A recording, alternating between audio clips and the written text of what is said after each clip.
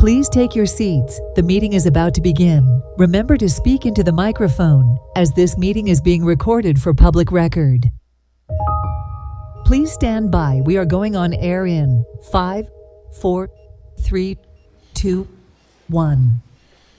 Good morning, everyone. Welcome to the June 17th, 2026 meeting of the Public Safety and Neighborhood Quality of Life Committee. I'm joined by Vice Mayor Laura Dominguez, by Commissioner Tanya K. Bond, and by Commissioner Monica Mattel Salinas. I'm going to pass the floor over to our staff liaison, Stephanie Ray Brooks, for this morning's announcements.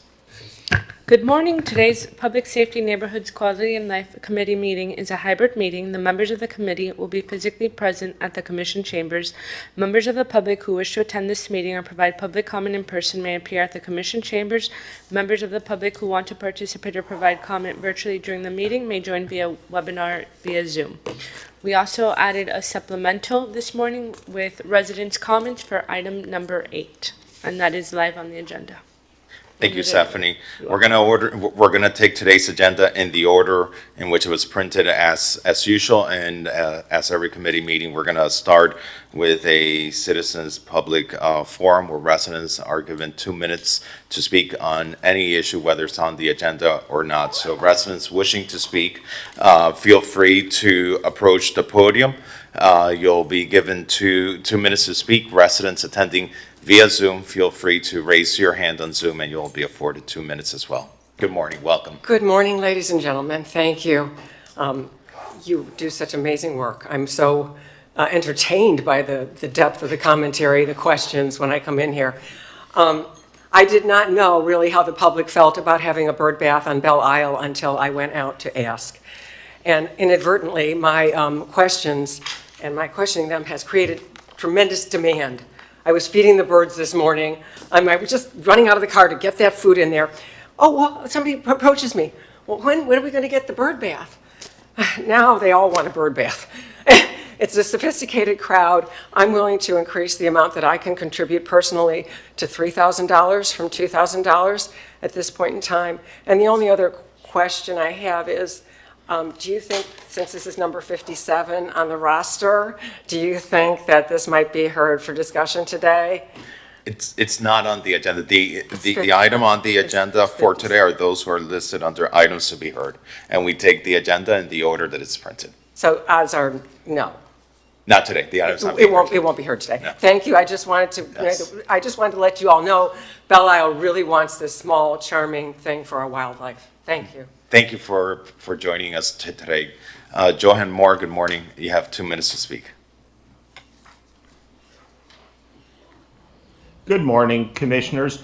While this is not on your agenda today, I did want to submit a few remarks based on Commissioner Fernandez's recent comments about budgetary matters and the need to address funding in an equitable way. I had a couple of specific remarks about the millage rate and general fund budget, and in particular, I would draw your attention to items 3 and 4, while making it clear that I had absolutely no objection, quite the contrary, to item 5, which includes a 3% cost of living adjustment for city employees. But I wonder why, I have a why and a why not. Why is the millage rate not being considered to be changed to a variable rate, which would fall more heavily on luxury properties?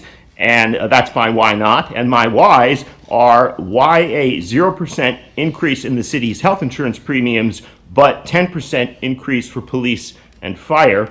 And I hope we will get those answers at some point in time in the next however many months. And also item 4, possibly of even more concern, an average 2% performance-based merit increase in pay, apparently, except 5% for police and 4% for fire. These are not rhetorical questions, but I also understand that this is not on the agenda today, so I wanted to put those before the commission and, almost more to the point, before the public in hopes of getting clarity on some of these issues as we move into this being on your agenda, I hope, in the near future. Thank you. Thank you. Good morning. Welcome. You have 2 minutes to speak. Thank you. Good morning. Good morning, commissioners. committee members. My name is Matthew Goldhanoff, and I was going to come this afternoon to speak on an item related to the budget, but then I realized that they have the Sutnick portion for this morning's meeting, which is so great. It gives the public another opportunity to connect with the policymakers of the city. I wanted to talk about the bicycle pedestrian coordinator position, which many of us fought for a couple of years ago, including champions that are sitting up on the dais right now of this position. I learned that it was being considered to be eliminated, not only be eliminated, but that it hasn't even been filled yet. It's been a number of years. Bicycle usage has grown tremendously. Micromobility usage has grown tremendously. And sadly, we've seen in the last couple of months a number of fatal and serious crashes involving all three of those groups. And I would just encourage the body here, as well as the entire commission, to not only retain that position in-house as an employee that can retain and grow institutional knowledge and make meaningful change in this city, but to fill it as well. And that is my comment. Thank you. Thank you, Matthew, for bringing this to our attention. Certainly is important. Any other members of the public wishing to speak? Seeing none in person and none on Zoom with their hand raised, we're going to close the Sutnick Citizens Forum, and we'll move to item number 1 on the agenda. Item number 1 is reports and updates. Monthly update on the status of the Fifth Street pedestrian bridge and the Modern Hotel Mirador condominium Baywalk projects. This item is sponsored by Commissioner Dominguez.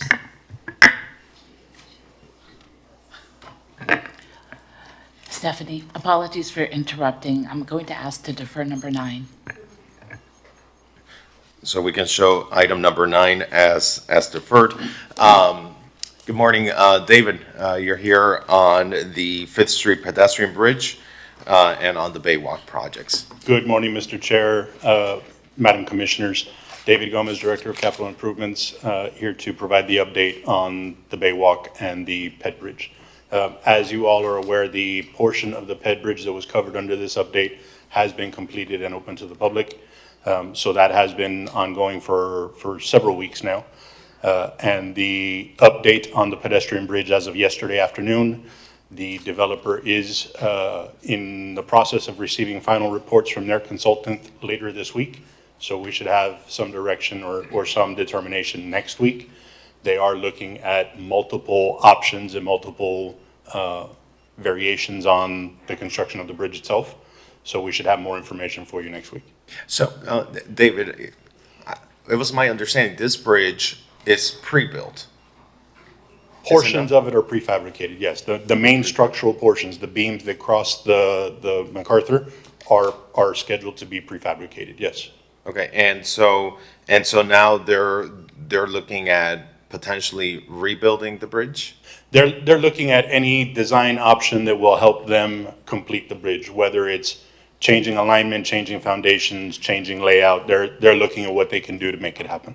So FPL identified the landing spot for the power source. That's correct. To the city, and then once that was identified, the developer was identifying or was trying to determine whether that was going to impact the foundations for the receiving end of the bridge. That's 100% correct. Their first determination was whether or not it impacted the foundations. It does.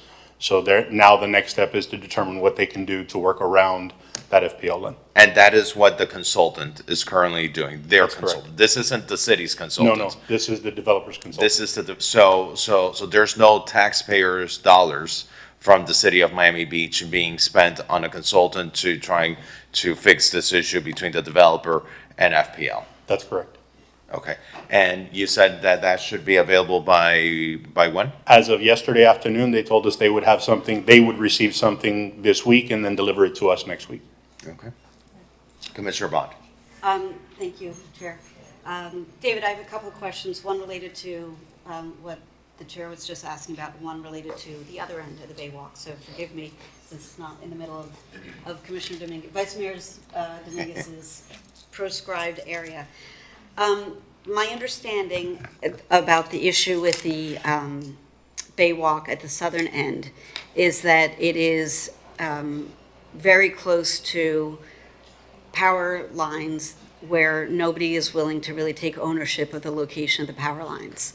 And so, you know, I'm pulling back to the 30,000-foot height, and this has been going on for a long time. And this is not a comment to say, oh, well, they don't need to build what they committed to, because they do.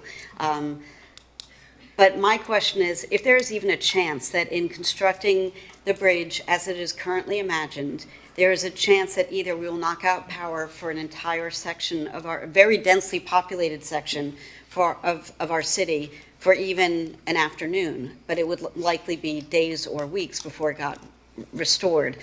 That's a non-starter for me. And more importantly, is if there's even a chance that a single person's life would be lost in construction of the bridge as it is currently imagined, that's an absolute non-starter for me. So why are we still wasting time talking about how this version of this bridge can be built in this manner, when what I think we should be doing, and I know I'm just one voice, I'm not an engineer, I think what we should be doing is reimagining what that functionality could be. If it's an over-the-water extension of the pedestrian walkway, if it's a different kind of bridge that's built and engineered differently. Like, I understand the developer promised X, but nobody had done the engineering work at that point. So when X proves to be, to my view, an untenable safety risk one way or another, or God forbid both, move on to another plan. So can you address that? And then I also have another question. Exactly to your point is why they're being so careful with the layout. FPL has determined with a pretty good level of certainty exactly where the line is.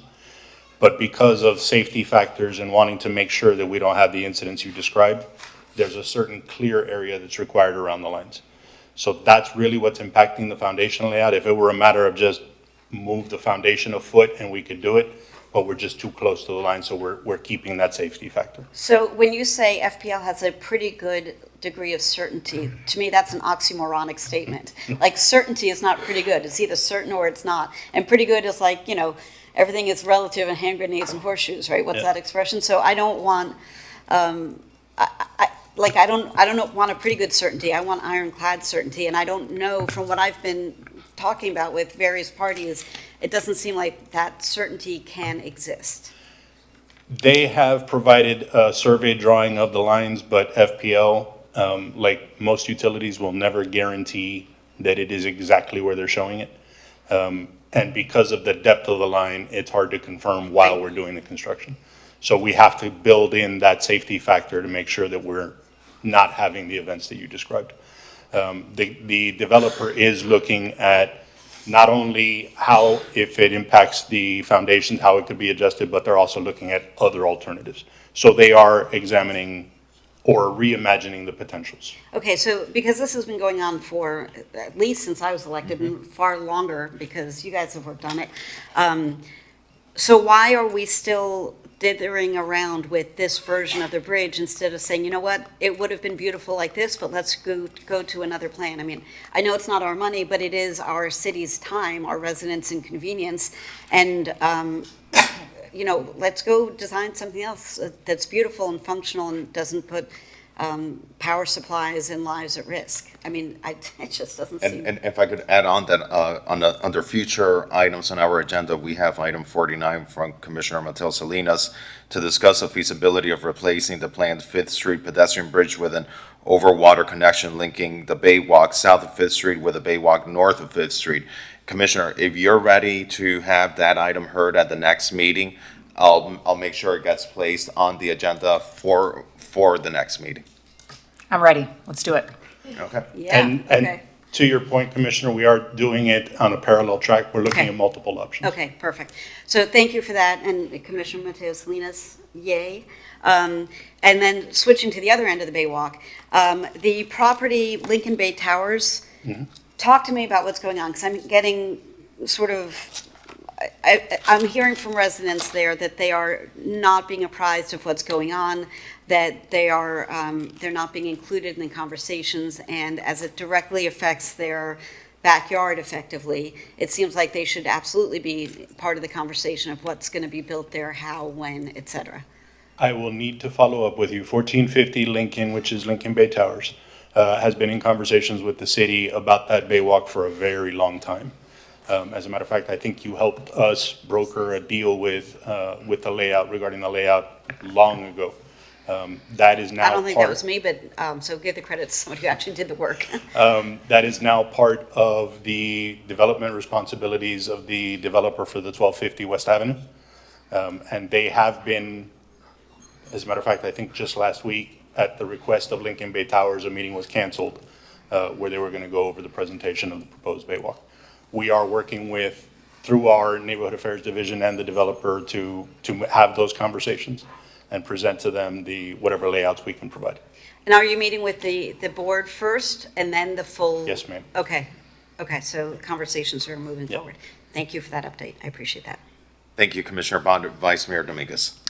I met with the the team for 1250 yesterday, and we went over the 3 pending areas of the Baywalk, which was 800 West, 1228, and 1450. And they're very close with the first 2, and with the third one, they've met with the board of that building, and they feel that they have a rendering that could potentially get approved by that building. And so I think, Nancy's building? yes. Okay. So I think it may be on its way. With the pedestrian bridge, and I know it's beyond our control, but I'm very disappointed because when this was first proposed, and Mark Samuelin was on the commission, he was told by the developers that it would be done by Art Basel the following year. And then here we are, years and years and years, and it just feels like, not us, but in general, it's dragging. People are dragging their feet and pointing fingers and making excuses, and we need to cut that out and get this done. It's embarrassing what's happened with that pedestrian bridge project. I Thank you, personally Vice share Mayor. your frustration. And, as we've discussed, David, we've discussed, if this shouldn't be a death by 1,000 cuts. And right now, that's what it feels like, is, constantly going back to the drawing board, constantly, engaging consultants, constantly looking at a redesign, when we almost know the direction that this is going in. The direction that this is going in is that it won't be realistic to complete this, without engaging in some very serious public safety concerns and some very serious impact to essential infrastructure in our city. And do we feel it's worth to engage in those public safety liabilities and impact to essential and critical infrastructure, such as the power source to South Beach, if there are other options that could be pursued? So we're going to prioritize Commissioner Matilde Salinas' item so that we can explore whether at this point it will be prudent to shift directions from the bridge over the MacArthur Causeway and shift our resources and our focus to doing this over the water. What I want to make sure is that when we come back next month with that discussion, that we do have analysis as it relates to the contractual obligation of the developer to fulfill it in that manner. If there are going to be fiscal impacts, who is going to bear those fiscal impacts, in addition to obviously the regulatory matters of building over the water. But from what I gather, we've already successfully built Baywalk over the water. When we see the advancement that we've done over the Baywalk over the past few years under the auspice of Commissioner Dominguez, who has been leading this effort ever since being elected, we have seen significant advancement from where we were at 4 years ago to where we were at today. Links that didn't exist before now exist over the water. So we've learned how to do this. Now we just need to shift focus, and if something isn't going to be realistic, we just need to be true to our public, to our residents and constituents. Something was promised. It's no longer feasible for reasons that were unforeseen, but now this is the new plan. And if I might. Yes, Commissioner. If I might add to that, I think also, as beautiful as that Rainbow Bridge was designed to be. I mean, look at my shirt. It's like a rendering of the Rainbow Bridge. A walking rainbow. I know. I think the expression is like a unicorn farted or something. So, whatever. But it's a beautiful design, and it would be really fun and cool. But there were concerns about it, right? It was a little bit complicated for people with bikes to negotiate. I know it was engineered so that it was feasible. It's a little bit complicated. There were concerns about safety over, at night. There were concerns about how hot it would get during the summer months. So it was not a perfect design. And like those concerns were addressed and managed so that they weren't deal breakers. But if we have something else that could be equally functional, because at the end of the day, that is the most important thing, and also kind of addresses the concerns, be easier to navigate for people who are wheeling their bikes, because you're not allowed to use bikes on the Baywalk, but they're wheeling their bikes to connect to South Point or wherever. The safety issues are not as large for other reasons. And it can be designed to have a beautiful, let's say a greenscape that is designed to, enhance the beauty of the functionality. Like, Monica, I know this is your whole thing for next month, but at this point, I'm like, no longer fish or cut bait. Like, let's cut bait and go get a different fish. So I think it might be appropriate for next month, together with Commissioner Mattel Salinas' item, is once we know what that final report from the consultant, from the developer says, I want it to be on the agenda. If it's not going to be feasible, I think we need to clearly state on the record, have an item on our agenda as part of this report, for us to consider making a recommendation to the city commission to no longer pursue the bridge. And that is ultimately what is going to happen.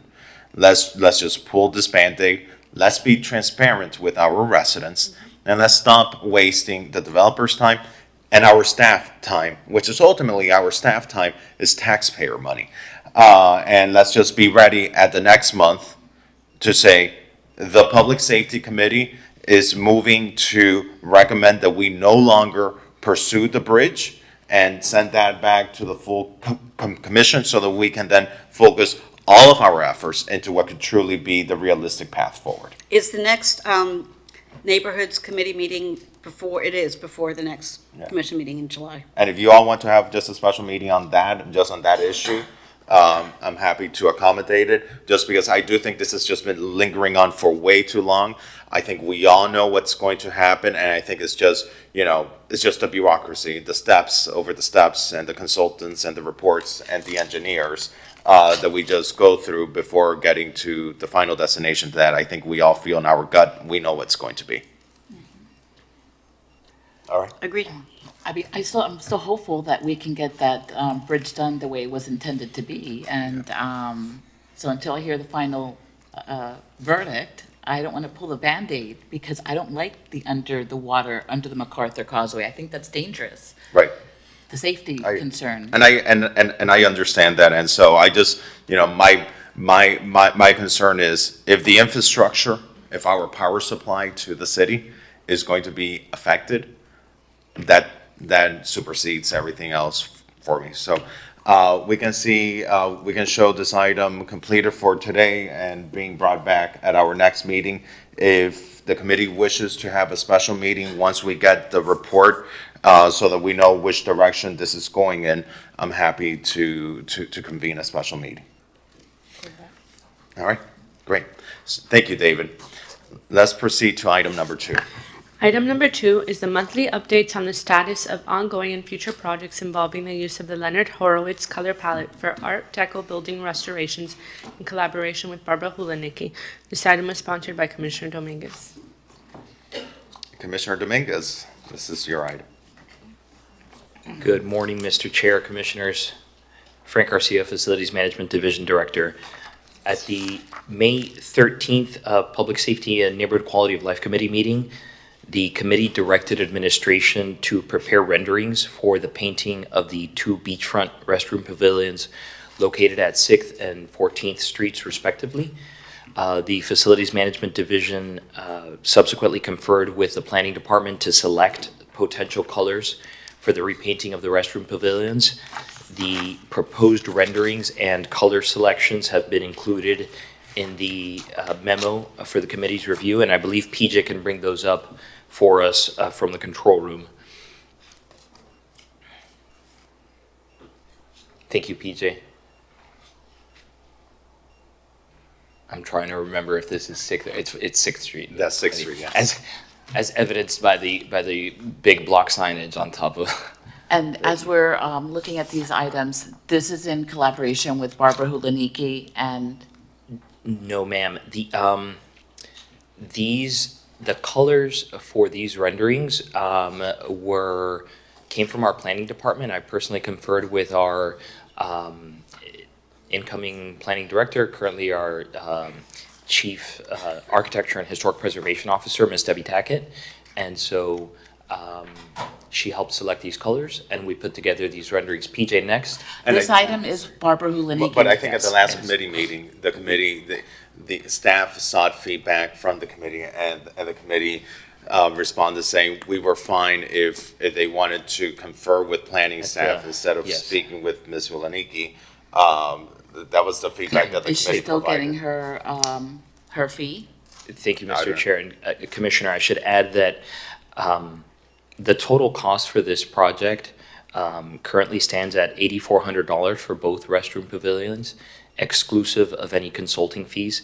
Should the committee wish to engage Ms. Barbara Hulaniki to consult on these painting projects, as done with projects past, we can anticipate an additional $10,000 in consulting fees. It was for the other painting projects that she consulted on, it was $5,000 per. And I think for the other projects, there were larger scale projects.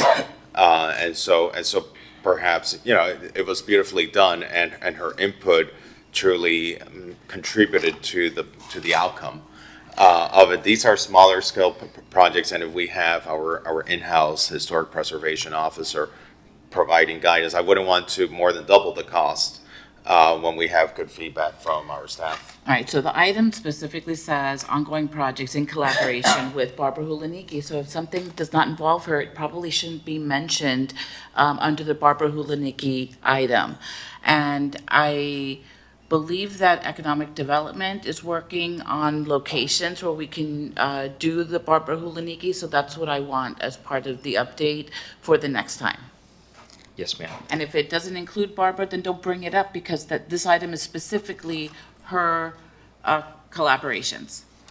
And Madam Vice Mayor, I believe that this title appears this way on the agenda because whenever this item was originated, I believe back in 2024, I think that may have been the title.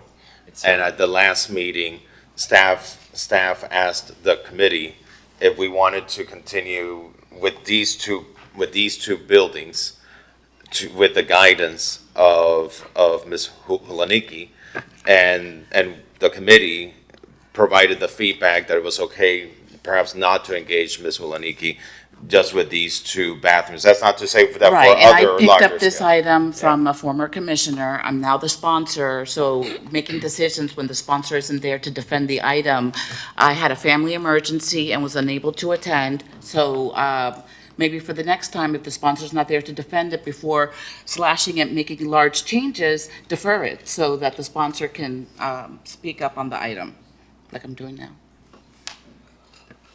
Okay, so would you like Ms. Hulaniki engaged Of with this? course. I would like her engaged. You already mentioned that these two smaller projects did not warrant her engagement and her fee. So my ask is, don't bring up items that are not going to have Barbara Hulaniki covered, because that's what this item was intended to be, collaborations with Barbara Hulaniki. Check with economic development, because I have heard that there are opportunities there, and let's move forward with those. Okay, any other comments from the committee? No need to modify the title if we are collaborating with Ms. Barbara Hulaniki. Yeah.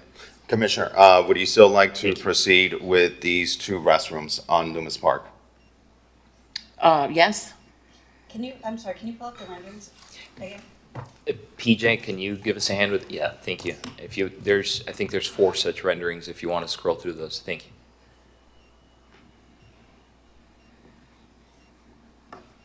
Okay, thank you. Okay, is there a motion on the table to support these two renderings. I'll make the motion. Okay?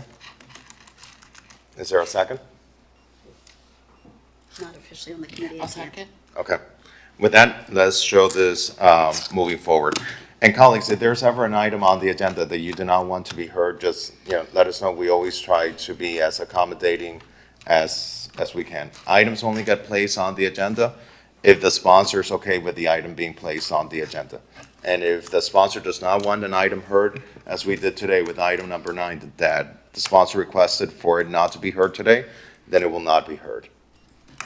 Absolutely. And when emergencies arise, flexibility is also appreciated. All right, let's move forward with item number 3.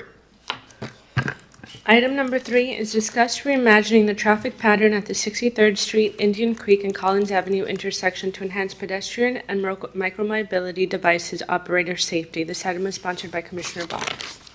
Commissioner Bott, this is your item. You're welcome to introduce it.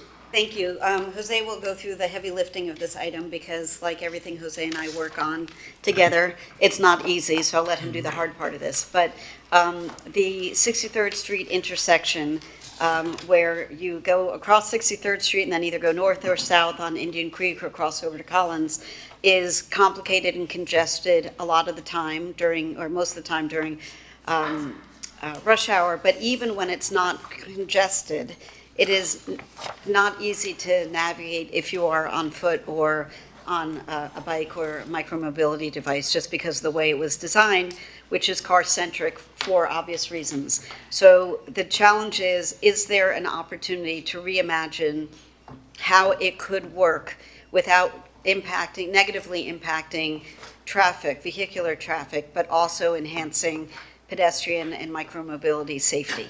So that's the challenge, and Jose will take you through where we are in this. Thank you. Good morning, Mr. Chair, committee members. Jose Gonzalez, Transportation and Mobility Director. As Commissioner Bott pointed out, this is a challenging intersection in our city. It's one of several hotspots, choke points in our city because of the current grid, the roadway grid in our city. A lot of history. I just want to really briefly recap some of the history with regard to prior efforts and current efforts to look at this intersection in a comprehensive way and make some improvements. So this starts about 2 years ago. We actually asked FDOT to do a traffic study of that intersection to look at ways of improving the level of service. That study was completed by FDOT. They looked at a few alternatives, including the do-nothing alternative, which is always an alternative for FDOT. They call it the no-build or do-nothing. That was just a factual statement. That was not an editorial comment. Correct. I just wanted to clarify that for the record. It's a real alternative. It's called do-nothing. The other alternative was to optimize signal timing to improve traffic flow. And the third alternative was to add a westbound lane on 63rd Street, because as the Commissioner pointed out, currently, if you're traveling northbound on Collins Avenue and you make a left on 63rd Street, you cannot go through the Indian Creek Drive intersection. You can only make a right and go north on Indian Creek Drive or south if you make a left.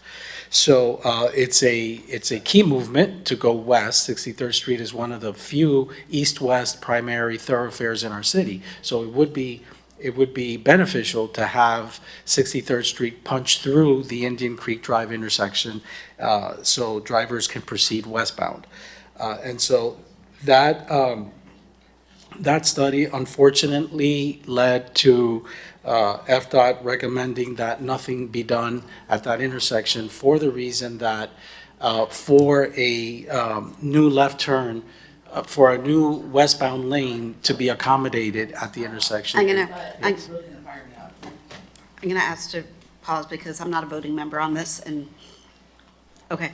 And to clarify, the FDOT study just looked at vehicular traffic impact, not pedestrian or micromobility. So when they were looking at it, because we were looking at it like, yeah, it'd be great to improve traffic, but what the impetus of this was really how do we make it safer for people walking and biking or scootering or e-biking along the way. So their study was useful in some regards, but it didn't really address the fundamental issue that we are now talking about.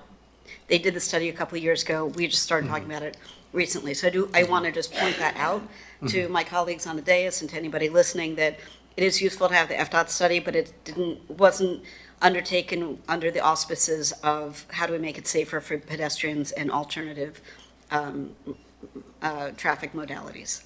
That's correct. And even if we're only looking at vehicles, the DOT study found that if a new westbound lane were to be included or accommodated on 63rd Street, it would be detrimental to traffic along Indian Creek Drive traveling southbound approaching the bridge. So a new lane would actually make things worse. So that's why ultimately the study found that doing nothing is actually better than doing something at that intersection. So that was the first effort. That was 2 years ago. More recently, we've undertaken what we call the North Beach Traffic Signal Optimization Pilot Project. It's a pilot project that was endorsed by the City Commission.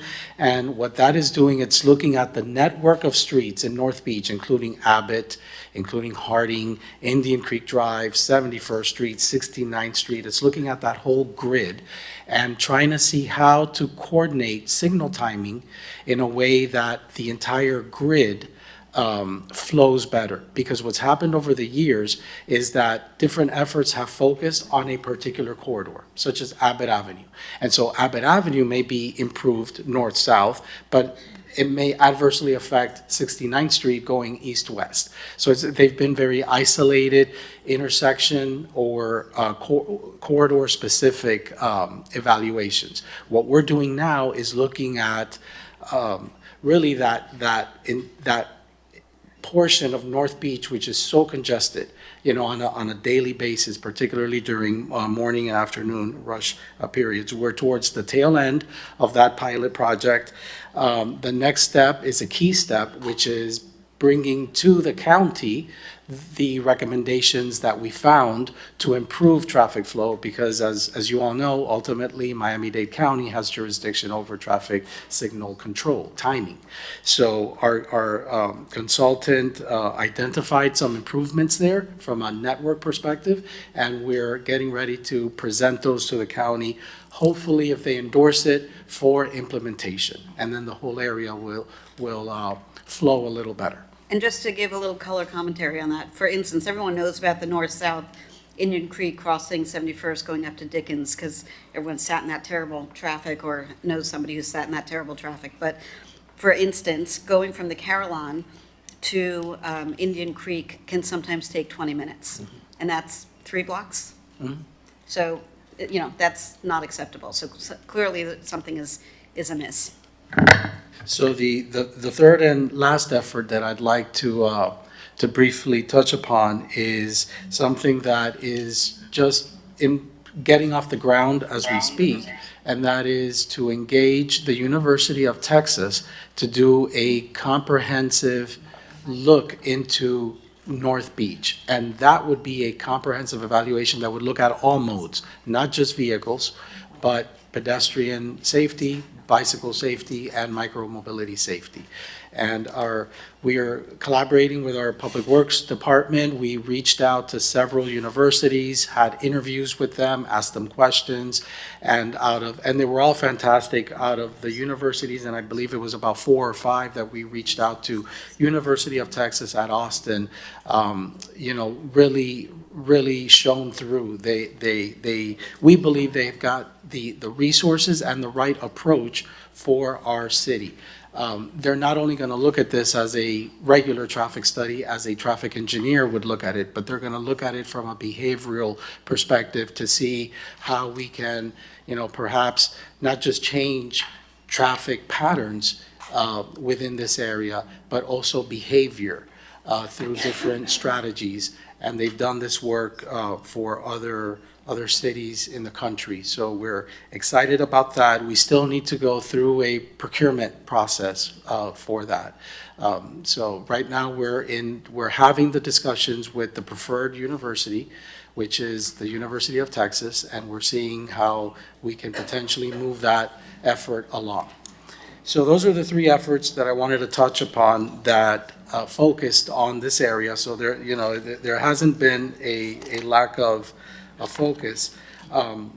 But it is a challenging intersection. It is not an easy solution. Otherwise, it would have already been identified and implemented.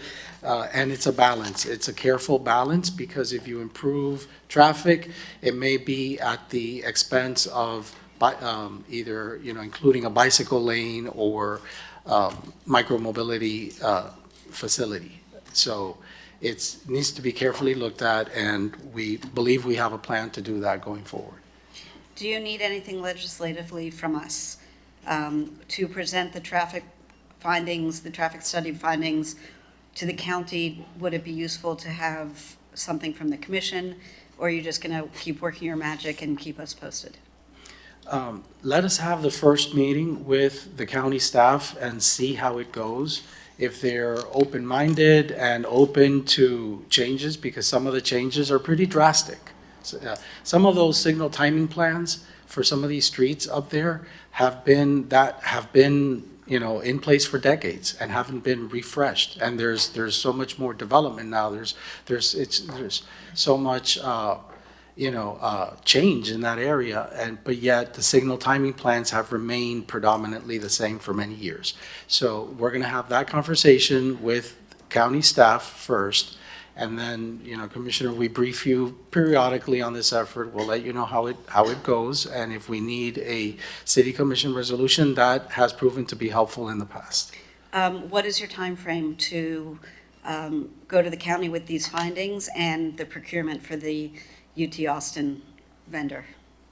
So with regard to the pilot project finding, that's within the next 30 days. That's, as soon as we can get a meeting with them. So I think within the next 30 days, we can have that first conversation with them. And with regard to the University of Texas effort, my next step on that is to work with procurement to see what would it take to move forward with the University of Texas. And my understanding is that there's federal grant money that we can use to defray the costs.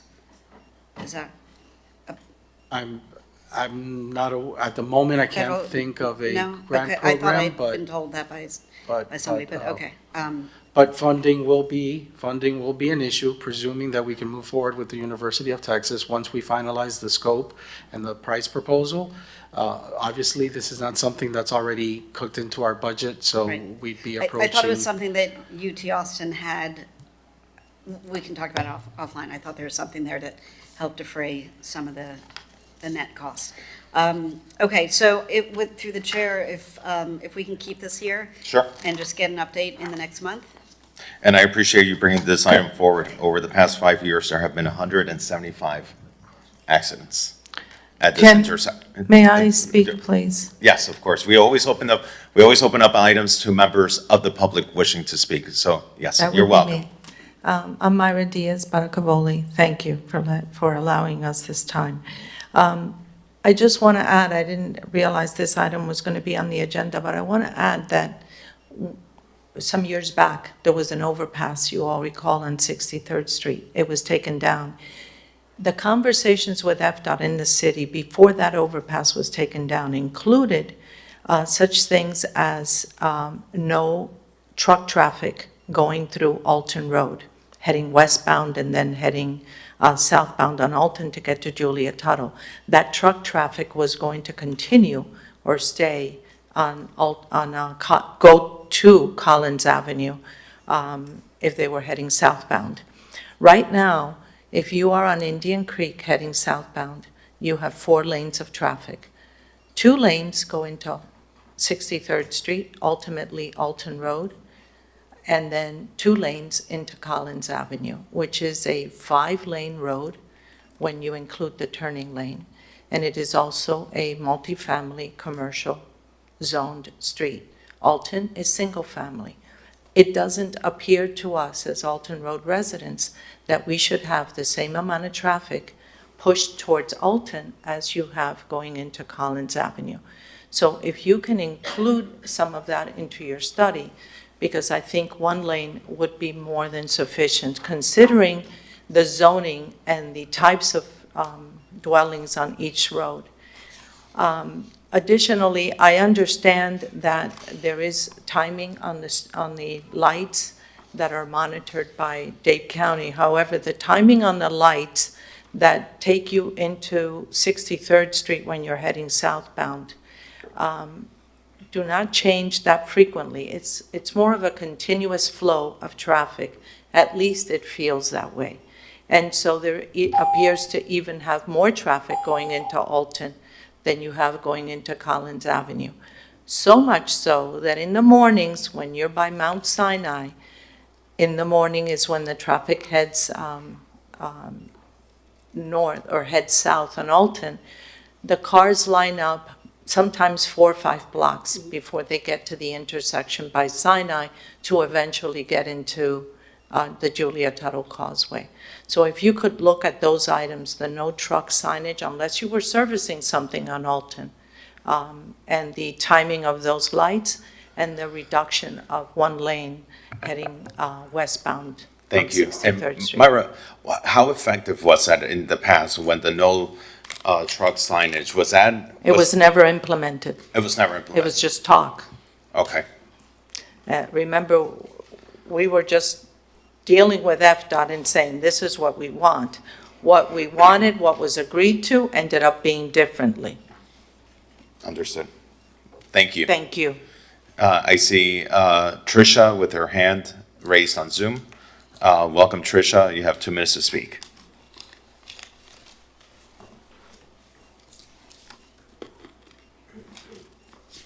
Good morning, Tricia. Tricia, you are muted. If you could please unmute yourself. Thank you.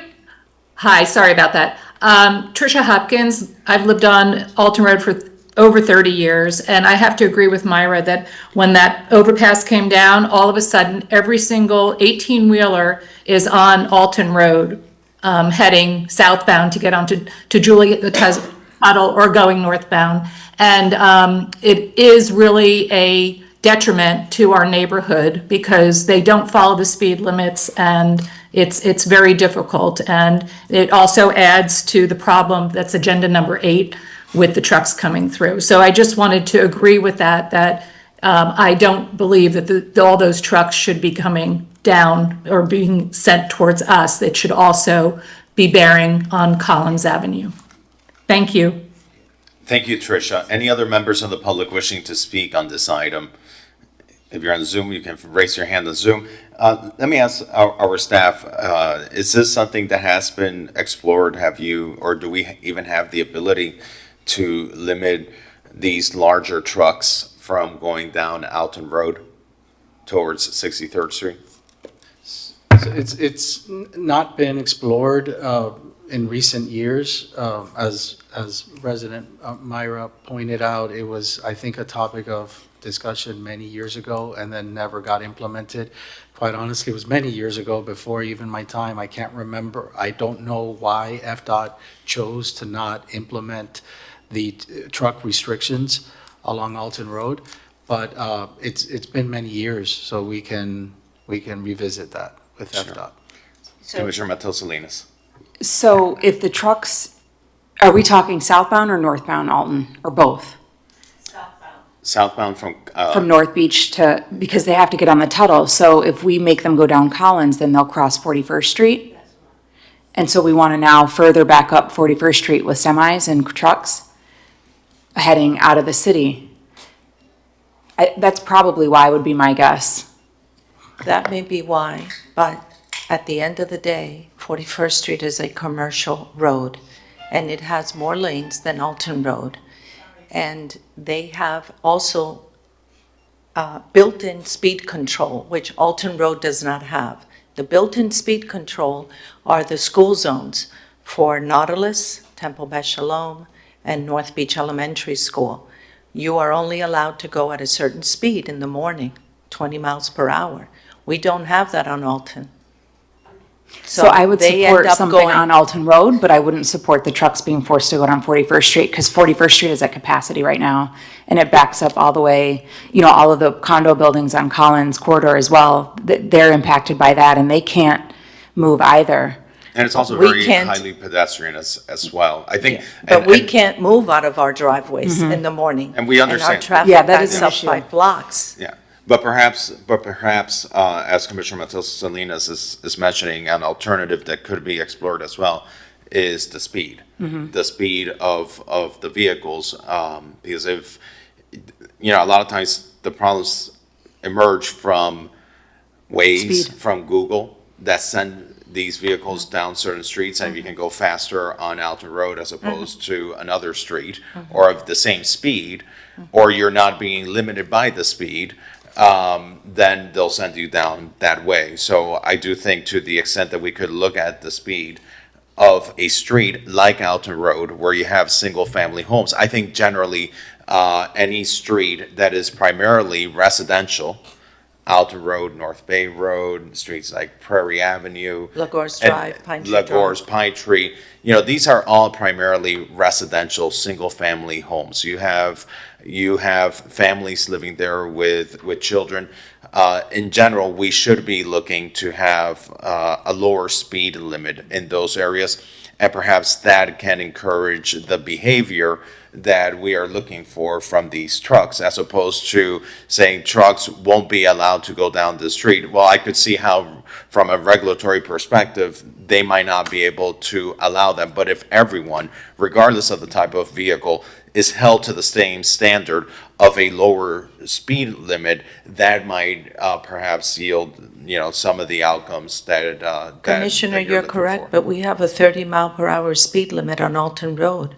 And as much as the police try to enforce it when they are allowed to get to be there, it doesn't work. They're going at an average of 60 miles per hour on a single-family residential street that has children, and where people have to back out of their driveway to get to work, to get to school. It's a problem, and it hasn't been addressed. I understand the problems on 41st Street, but try to eliminate a traffic light that's in the middle of the streets. In the middle of a block, you have a traffic light between Royal Palm and Prairie Avenue. Why? To further stop traffic from flowing? You have a light on Royal Palm, you have one on Prairie But that's Avenue. related to pedestrianism, and so we need to accommodate for everyone. We need to accommodate for vehicles, we need to accommodate for pedestrians and bicyclists. So it's a balancing act, so we hear you. Thank you, Myra. I'm gonna recognize Commissioner Matos Salinas, then Commissioner Bond, so then we can take an action on this item. Just, Jose, question, so implementing more speed tables on Alton Road, has that been assessed, or? That has been requested in the past. FDOT does not allow speed tables. They don't generally allow any vertical traffic calming along Alton Road. It is a state road, it's an evacuation route, these are not our rules, these are their rules, but they have, what they will allow, they consider speed mitigation measures, and they have some strategies for speed mitigation, but traffic calming, as we know it to be with the rubberized speed tables or speed tables or rubberized speed cushions, they will not allow that on a state road. We have Thank you. requested, Commissioner Mateo Salinas, crosswalks. We also, not raised crosswalks, just crosswalks with some signage. We also requested that there be a traffic light moved from the middle of 51st Street in Alton, crossing to the park, on Fisher Park, to the end of the block, where you have intersections with 51st Street, people coming in from Pine Tree, Lagor's Drive into Alton Road. Maida, let me, if I may, just, because I don't want to lose track of this item. And your issue is very important, and I think perhaps we should send a referral to the committee to address the issue of the speeding and the traffic on Thank this you. residential portion you. of Alton Road, because it is concerning. And I know we have had fatalities even there, I think a More child. fatalities than any other street on Miami Beach, but just to let you know, FDOT says there is not enough traffic on Alton or speed to warrant the crosswalks or the traffic light at that intersection. So, Mr. Attorney, let's work on a referral to put on Alright. next Wednesday's meeting to discuss the ongoing, on a regular basis, the ongoing issues that we have on Alton Road. Commissioner Bott. Yeah, thank you, Myra, for elevating this with your institutional knowledge. FDOT is complicated to work with, and my super favorite response from them is, we're not going to manage our everyday traffic because we're concerned about what happens during an emergency. Well, no, we're not talking about not having people using Alton Road to get off the island in an emergency. It's a totally different conversation. So to me, that is... it's a specious argument, but I don't have control over FDOT. So I've already, thank you, Chair, for making the referral. I've already inquired to our attorney and to create a new item on this topic because it is super, super important. And I yield to you. You can lead that. So I'll yield to you. Great minds think alike. So my point, though, is that, we've looked at this years ago, and FDOT has its playbook. But we, as a city, have looked at it years ago and only had the options that FDOT has given us or not given us. The traffic patterns have changed, the volumes have changed. We have things that we can potentially do about limiting the size of trucks that come into the city or where and when they can go onto certain streets, potentially. And that's kind of the stuff that I want to explore also. I mean, the vendors who come into the Miami Beach treat us as a big city, whereas actually we were not. We don't have very wide streets most places, and a lot of the places where we do have wide streets, they're primarily residential, whether it's Alton Road or Collins, one way or the other. So I think it is a much bigger conversation. It's going to be pulled out of this item and be handled separately. So it's going to take a minute because everything does, but between this and the item number 8 with the flooding, they're quite interrelated. And again, from where we might have last looked at this 15 or 20 years ago to where we are today and where we're going to be in 5 years, the volume of traffic, the type of traffic, and the intensity of traffic has changed dramatically. So it definitely warrants a whole separate investigation. And Commissioner Bott, following up on that comment, with the 175 crashes that we've had going back to the location of 63rd Street and Indian Creek and Collins Avenue, Jose, do we have any idea on the type of vehicle that was engaged in these crashes? Are these commercial vehicles that are engaging in these crashes? Are these regular cars? From our residents or visitors, do we know the type of vehicle that is creating the safety situation at this intersection? Mr. Chair, I don't think it's any one vehicle in particular. I don't have those crash reports. We'd have to go through those crash reports to see if there is a type of vehicle which is contributing to these crashes, but I'm not aware that it's any one. At least when FDOT did their study 2 years ago, that was not found, or that was not a finding of that study, that there's any one type of vehicle that is creating or causing an abnormal amount of crashes. And the last thing I want to say, I'd be remiss if I don't mention that study from 2 years ago that FDOT did. We also asked for an additional crosswalk on the north leg of Indian Creek and 63rd because there is no crosswalk there. There's only 3 crosswalks. It's a 4-leg intersection, but there are only 3 crosswalks.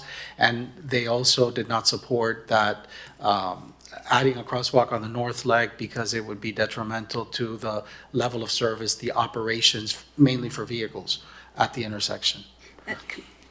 Alex, Yes. Anecdotally, I know that a lot of I don't know if it's the majority or 20%, but I do know that a lot of the crashes at 63rd are overnight crashes when people are speeding around the suicide curve at high speeds, often under influence, not always, and lose control of their vehicles because it was happening like once a month there for a little while. So again, I don't know statistically if that's the majority, but I do know that's a significant part of the issue. And now, and thank you for that, Commissioner. There's two curves at 63rd Street. The specific location is, when you're approaching the bridge. Because there's, when you're going east, there's a curve when you're going east on 63rd Street. No, it's when you're towards going Collins. north on Alton and making the turn to go across east. It goes from being a straightaway, which is, quite fast if you're on the street by yourself with no cops at 2 o'clock in the morning and you're in your rented Lambo for the weekend or whatever, and you misjudge the curve, you misread the street conditions, you're not functioning at your best, and it's that curve that seems to be the one that causes the drama. And so I just wonder, absent a solution, because right now there's not a solution. FDOT has not provided us a solution. That's correct. The city doesn't have a solution it can implement as well. But what we do know is that at nighttime, which is what the pattern from our perception is, that this is a nighttime issue at this intersection with this curb. I mean, is it possible to close that intersection? Like, if you know that the issue is at nighttime during certain hours, the late night hours of that intersection, to have that intersection closed between the hours of 12 a.m. and 5 a.m. and make traffic stay on Collins or another route. Well, that's the issue, is that there is no other route. And so, and look, I don't take anybody's life or injury for granted or to minimize it. I'm not saying that every one of those lives lost was not a tragedy. And also, by the way, even if you don't lose your life in a car accident, I mean, I was T-boned by a truck going on 12 years ago. I still have the injuries. And, I walked away from that accident. And so accidents have trauma in all different forms. So for those people who have to navigate from North Beach to South Beach and back again, taking away one of the only two ways to get north and south isn't really realistic. Maybe what we could do and do a pilot program is on weekends where we know there are a lot of visitors coming into town, have a police detail stationed there overnight, perhaps to catch speeders before they hit the curve. But that doesn't address the more ongoing issues of, I take that southbound Alton Road from my apartment down to City Hall all the time. And if I don't time it early enough, I'm sitting in traffic before I can even get to the merge to continue south. So there are so many complicated issues because we're a growing city. There's a ton of construction. There's a ton of road work. Every time I curse the public works project that's slowing us down, I'm like, oh, but thank God there's a public works project slowing us down. So it's a lot of competing issues, not least of which is that we don't have control over all of our roadways. And so things that we know make sense for the residents are not approved by the state, and that limits some of our solutions, but it warrants a separate new look. Commissioner, are you referring to the curve, just to make sure, on 63rd Street that heads southbound onto Alton? Because that has been the one with the most crashes. Yes. And at one point, he'll remember because he was here, FDOT proposed and then took away from the table when they thought about it twice, the possibility of doing a traffic circle at that intersection, which would slow down traffic. But then they took it back because they said that there wasn't enough land. Right. I'm of a different opinion because there is land, maybe not owned by FDOT, but it is owned by the city, which is. Yes, there's that little park there. But not just the park, but it's the area that goes from that curve into North Bay Road. That area there, not North Bay Road, but the area before North Bay Road is city property, and that could give them more of a radius for a more significant traffic circle. So I think, look, we're going to have a separate item on this. It's going to be a long discussion. There are multiple issues that need to be addressed. The accidents, the trucks going down what is basically a residential road, traffic backups. So we'll start this process and we'll figure out how we can move forward. May I speak for a moment? Laurie K. Davis. I've been on Alton Road at 5965 since 2001. So initially, FDOT wanted to sell the road to the city, and the city declined, so we'll start with that. In my 25 years of dealing with FDOT, it needs to be speed enforcement, and FDOT says that, and the city says, no, it needs to be traffic calming. But a really easy thing to start with, I have never seen our police enforce speeds below, it has to be 10 miles over before they start enforcing. And I've been told that then residents get all upset if they're given a ticket, and they call the commissioners and they call the mayor. So that's really easy. It doesn't require a meeting. Start ticketing earlier, and then that's the way we train. And I've never seen, we talk about that corner, I've never seen police enforcement on that 20 mile an hour, not during the day. I know more happens at night, but nobody's going the speed limit, and they're not even being penalized until they're at least 10 miles an hour. So over. I will tell you that is a very easy fix, and I'm going to have a chat with our chief about it. And, you know, I have sped in my life. I really enjoy driving quickly, and I'm not a race car driver. So when I get a ticket, I'm like, you know what? And I don't, by the way, I don't do it in the city. I'm not a crazy driver, but it's fun to drive fast. That's why people enjoy race cars and racing. So, but if you do something and you get caught, pay the ticket and get over yourself, right? If you get a parking ticket, you pay the ticket and get over yourself. So for residents who are speeding and then get pissed that they get caught and cry to somebody on the commission, get over yourself. I have no sympathy for that whatsoever. If you don't want to get a speeding ticket, don't speed. It's very simple. I have absolutely zero tolerance for that. So I can't speak for my colleagues, but that's my position on it. Listen, I hope no one ever thinks of calling me to help them with a police ticket. It's not a thing that I would. It's not a thing that happens or should ever happen. Commissioner, I think Maida was just asked you for clarity, because there are two. Yep. There are two curves. There's the curve, and I want to make sure that the public, I want to make sure I myself, understand correctly here. There's a curve when you're coming down Indian Creek, and you turn right towards the bridge. It's not that curve. Okay. It's the one from Alton going up or down. But it's typically, my understanding is it's typically going up Alton and taking, it bears to the right to go across, going from west to east. It's that curve. And those individuals, they're going to cross, their whole intent is to cross the bridge and then to continue on Collins Avenue or to go down Indian Creek. And if the issue is primarily in the evening hours. Yeah, it's usually super late night. Super late night. Like, that's not when we have our highest traffic congestion. If we know that is when that problem occurs, I almost feel, if we know there's a public safety situation, let's close from Indian Creek to the bridge during the late night hours. Because if this is happening on weekends, which usually is what happens from my just perspective based on the comments I see in my emails and in social media, this is happening late night and weekends. People are speeding through there. Then let's force them to go down, the main corridor, the main commercial corridor, which is 41st Street, have them go down Collins Avenue. Those streets don't have these awkward curves that are creating the safety issue.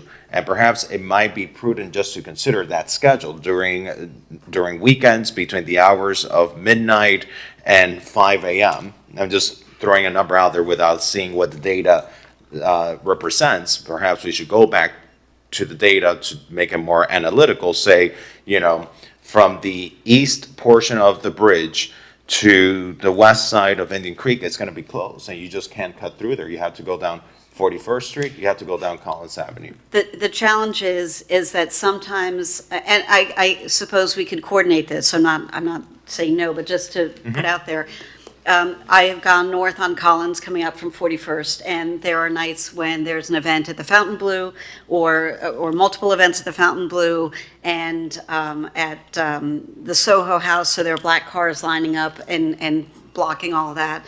And then, God forbid, you also, because this happened to me a couple of weeks ago, there's also road work on Collins. So literally, you had 4 lanes of traffic going down to 1, and normally that wouldn't be an issue, but it happened that there were multiple events going on at the same time, and it was ridiculous. It was, like Thursday night at 10 o'clock when there should be no traffic at all. So it's an interesting idea to discuss. I am very sensitive to the idea of limiting, as it is, we only have 2 ways to get from north to south. That I understand, yeah. And that gets complicated, because if one is compromised, then you're really stuck. Sure. Understood. Until we get our water taxi and we can just There hop you on the go. water taxi. All right. I'm going to recognize Manuel, and then we'll close this item to go to the next item. Good morning, Manuel. You have 2 minutes to speak. Hi, good morning. Hi, this is Manny Corrales. I live in the 63rd Street and Collins area. And thank you, Commissioner Bott, for your interest in the traffic congestion in that area. So I just wanted to go back to Jose and his statement about previous FDOT studies of westbound traffic at 63rd Street. And while I understand that traffic would have to be stopped in the southbound Indian Creek lanes to allow westbound traffic, it seems like if the signals are timed correctly, it would not be such a big deal. I suspect that a lot of these traffic accidents are happening when people are going northbound in Indian Creek and have to make a U-turn to go south and then to gain access to westbound 63rd Street. I mean, that is just a terrible solution. I can't imagine that FDOT agrees with that. It's just a free-for-all. I've made videos of that, and I've shared them with Commissioner Bott. Please look at that again, maybe more actualized study. It's a real concern. I think even a better solution would be just to allow northbound traffic on Collins to turn on 65th going west and then join southbound Indian Creek so that they can eventually go west on 63rd Street. I hope everybody follows what I'm talking about. Anyway, that's one thing. The second thing is also the loud horns and signals that are going off when the bridge opens. And honestly, at 2 in the morning, 3 in the morning, you can hear them going off. I have an app on my phone where I've been able to measure the sound, and it goes up to 61, 65 decibels, which at 3 in the morning is just really odious thing to have waking you up. So anyway, please don't give up on the study, and maybe something better can come up out of this. Thank you. Thank you. Manuel. All right, Commissioner Bott. So we'll continue this item to next month? Yes, please. Okay. Commissioner, if I could just ask you, you wanted a referral for Alton Road to be drafted today. So I just want to clarify what it's to discuss ongoing traffic problems on Alton Road caused by increased traffic and increased truck traffic. Just general, I mean, and I think Commissioner Bott is working on this as well, as was just mentioned. My concern is the residents are complaining about this, not only the volume of traffic that is going down Alton Road in this residential area of Alton Road, but the speed of the traffic as well. And I think it's those two things, the volume and the speed. And the type of traffic, also the commercial vehicles. Okay, got it. And who is the sponsor? That's Commissioner Bott? Yeah. All right, thank you. There Well, was with a- that, we're going to move on to our next item. Yeah. There was a resolution passed by this commission. I'll send it to Mr. Rosenwald, and it talks as to all the issues of Alton that was sent to the state, but nothing happened. I'll send it to you, and it talks about all the issues there. Myra, could you please copy me on that too? Yes. Thank you. Thank you. With that, we're going to go to item number 5. Wait, I'm sorry, item number 4. Okay. Item number 4 is discuss vehicular and pedestrian traffic conditions at the Miami Beach Convention Center. This item was sponsored by Commissioner Bott. Commissioner Bott, you're recognized. I'm turning into the traffic girl. Yeah, so this is an item that I'm bringing because as we come into work during the day, increasingly, happily, we see the convention center being used more than it has been in years past, and that's only going to increase with the construction and completion of the hotel. I know that some of the traffic is because of the construction and of the hotel, so I'm not even counting that as an issue. But right now, we have ride sharers not being geocached so that they drop and stop and pick up wherever they want to.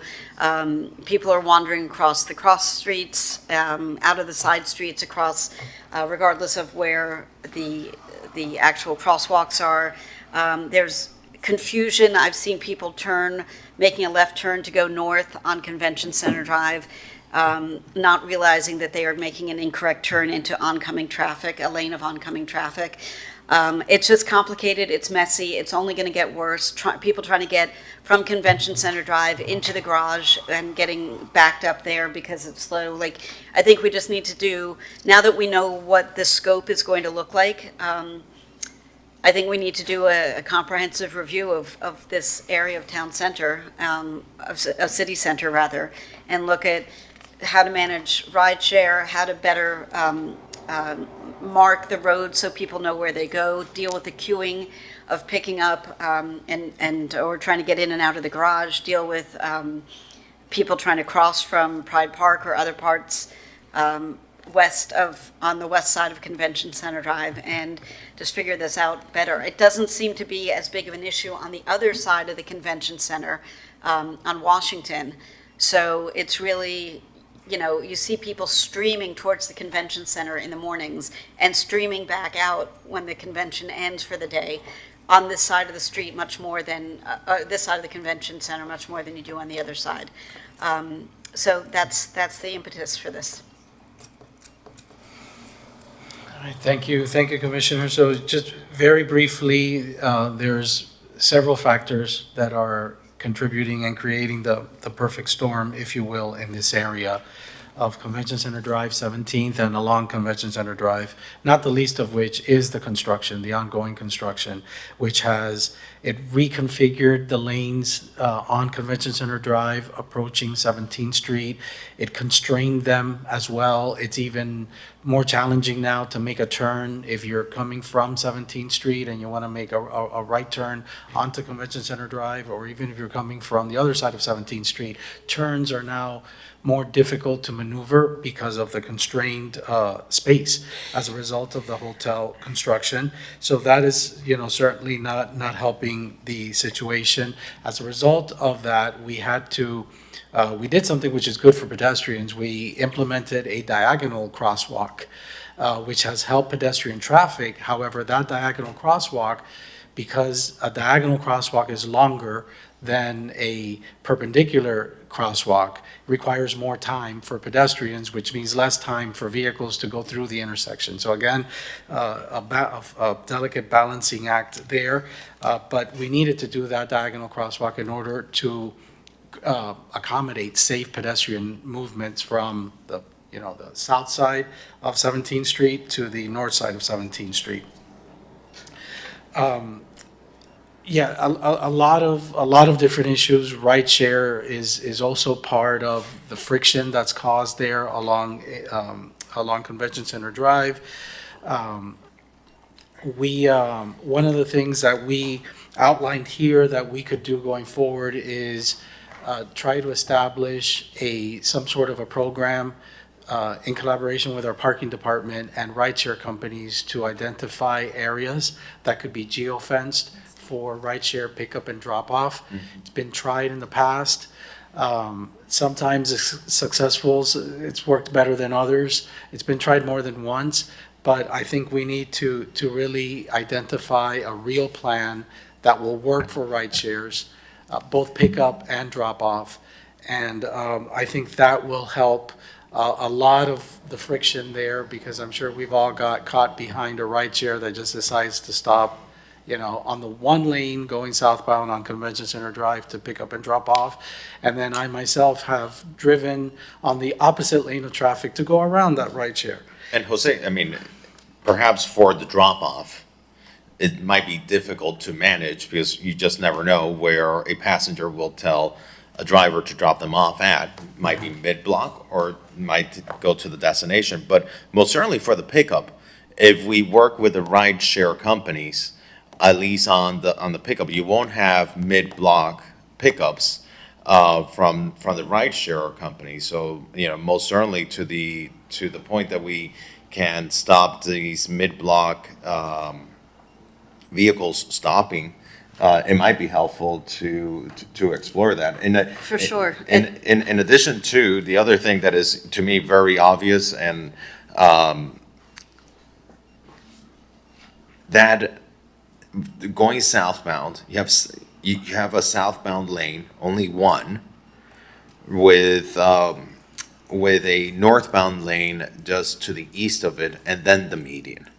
I think people get confused. They do, for sure. All the time, you see people treating it like if it were two southbound lanes. And if the behavioral practice tells you that that is what people are reverting to, that's telling us that we're forcing on drivers something that doesn't come natural to them. And that tells me we're creating a safety situation. If this is what the design, the built environment is indicating to people, that northbound lane is actually a southbound lane, I think perhaps we should be considering, whether we should just convert that to be a southbound lane, because that is what the driver's reflex is telling them. Commissioner Bond, let me recognize Commissioner Matos Salinas, who had some comments as well, and then I'll go back to you. So, thank you, Mr. Chair, and the sponsor. I'm not sure if this was your intent, but my understanding of this traffic issue is not the traffic that's crossing, not the pedestrian crosswalk, and not over there on, what is that? Over there. The issue is when you walk out this door to Chambers and you look down, right where the convention center is, it becomes a mess because people are trying to turn left to get to the parking garage right here. Some people are trying to go straight to drop off at the convention center. Other folks are trying to go right outside to go to Lincoln Road. That intersection downstairs has high pedestrian volume and high traffic volume and absolutely zero signalization, four-way stops, stop signs. There's nobody there directing that three-way intersection. So my suggestion to you would be when we have a big convention, or sometimes we have two big conventions, which happened when Hydrox and the ThriftCon happened at the convention center at the same time, which created utter chaos down here. We're pre-prepared, and we have some type of traffic specialist directing traffic at that three-way intersection so people can turn left, go straight, northbound, southbound, drop off, head out, park in the garage, but that intersection right downstairs, that's the problem, which I think, sponsor, Commissioner Bott, was that what precipitated this item? It's all of this. So yes, and also basically it's from Dade down to 17th and everything along it. Yeah. So all of the intersections, all of the friction points, all the people turning one way into the wrong way because the street doesn't clearly indicate, as the chair said, people are used to thinking of it as a two-way street. So yes, all of these things are issues. And perhaps, and one of the things that you mentioned, Commissioner Matos Salinas and Mr. Director, I don't know if it would be possible, is signalization. Mm-hmm. Having a traffic light at that 3-point intersection, perhaps might be something that we should consider, because it does. Commissioner Matos Salinas is on point. That intersection gets chaotic. I don't know if anyone has ever been injured there, and if they haven't, it's a miracle, because between the volume of pedestrians walking towards the convention center and mixed with the amount of vehicles in that very small area, it's like they're all competing. Mm-hmm. They're all competing, and there's no coordination. And Jose, this is a question for you, since you're the traffic professional and I'm not, and you have studied this much longer than I have. is a signal a better idea than to have a four-way, three-way stop there? Because I could also see where a signal might, if it's not timed correctly, back things up onto Dade, but and someone there, but just there needs to be somebody managing that, because sometimes people need to turn left to head wherever they need to go, and it's just really tough. So can we get a traffic management specialist down there, what are they called? What are traffic people called? Traffic safety specialists. Yes, those people. Public safety specialists. The Yeah, police. whatever the people that we have on 41st Street during rush hour, they need to be deployed right there when we have a high volume of events. Yes. And mostly it's on the weekends, so it won't conflict with the Monday through Friday 41st Street traffic. But they need to be there, and they need to be making sure that the traffic flows safely. Agreed. And so one of the things that we've done after that very chaotic conference was we're having now, and it's really a team effort. It's police, it's parking, transportation, and it's the Miami Beach Convention Center staff. And we're having meetings prior to major conferences to highlight those that we believe are going to be problematic from a, just activity standpoint, rideshare, pedestrians, cars, everything. And police is trying to proactively assign those public safety specialists to these hotspots along Convention Center Drive. And I believe you're referring to Convention Center Drive and 18th Street, the street that leads out of the garage here. So absolutely, there's only a stop sign for 18th Street, and there is a lot of activity, conflicting activity between pedestrians and cars and people that don't know. The street design itself, quite candidly, is a bit confusing, especially if you're not from here. So it's that confluence of factors. There has not, to answer your question, there has not been a localized study at that intersection to see if it warrants always stop control or a signal, for that matter. There hasn't been. That's something that, could be a next step. But in the meantime, something that I believe has helped is when there are public safety specialists there, either from our police department or from the Miami Beach Convention Center staff, it helps, because at least they can sort of control. So then, to get a study for that intersection, because it's only going to get worse when the hotel opens. People are going to be coming in and out, employees, there's going to be a lot more traffic. So what do we need to do to get a study? Can we make a motion from this committee to, send something to commission to study that intersection and what capacity is and what would be best there? Do you need direction from that? If you do, I'm happy to support I you with the think motion. depending on the price of the analysis, which isn't too much, we may be able to absorb it from our operating budget and, do that analysis. It's not a complicated intersection.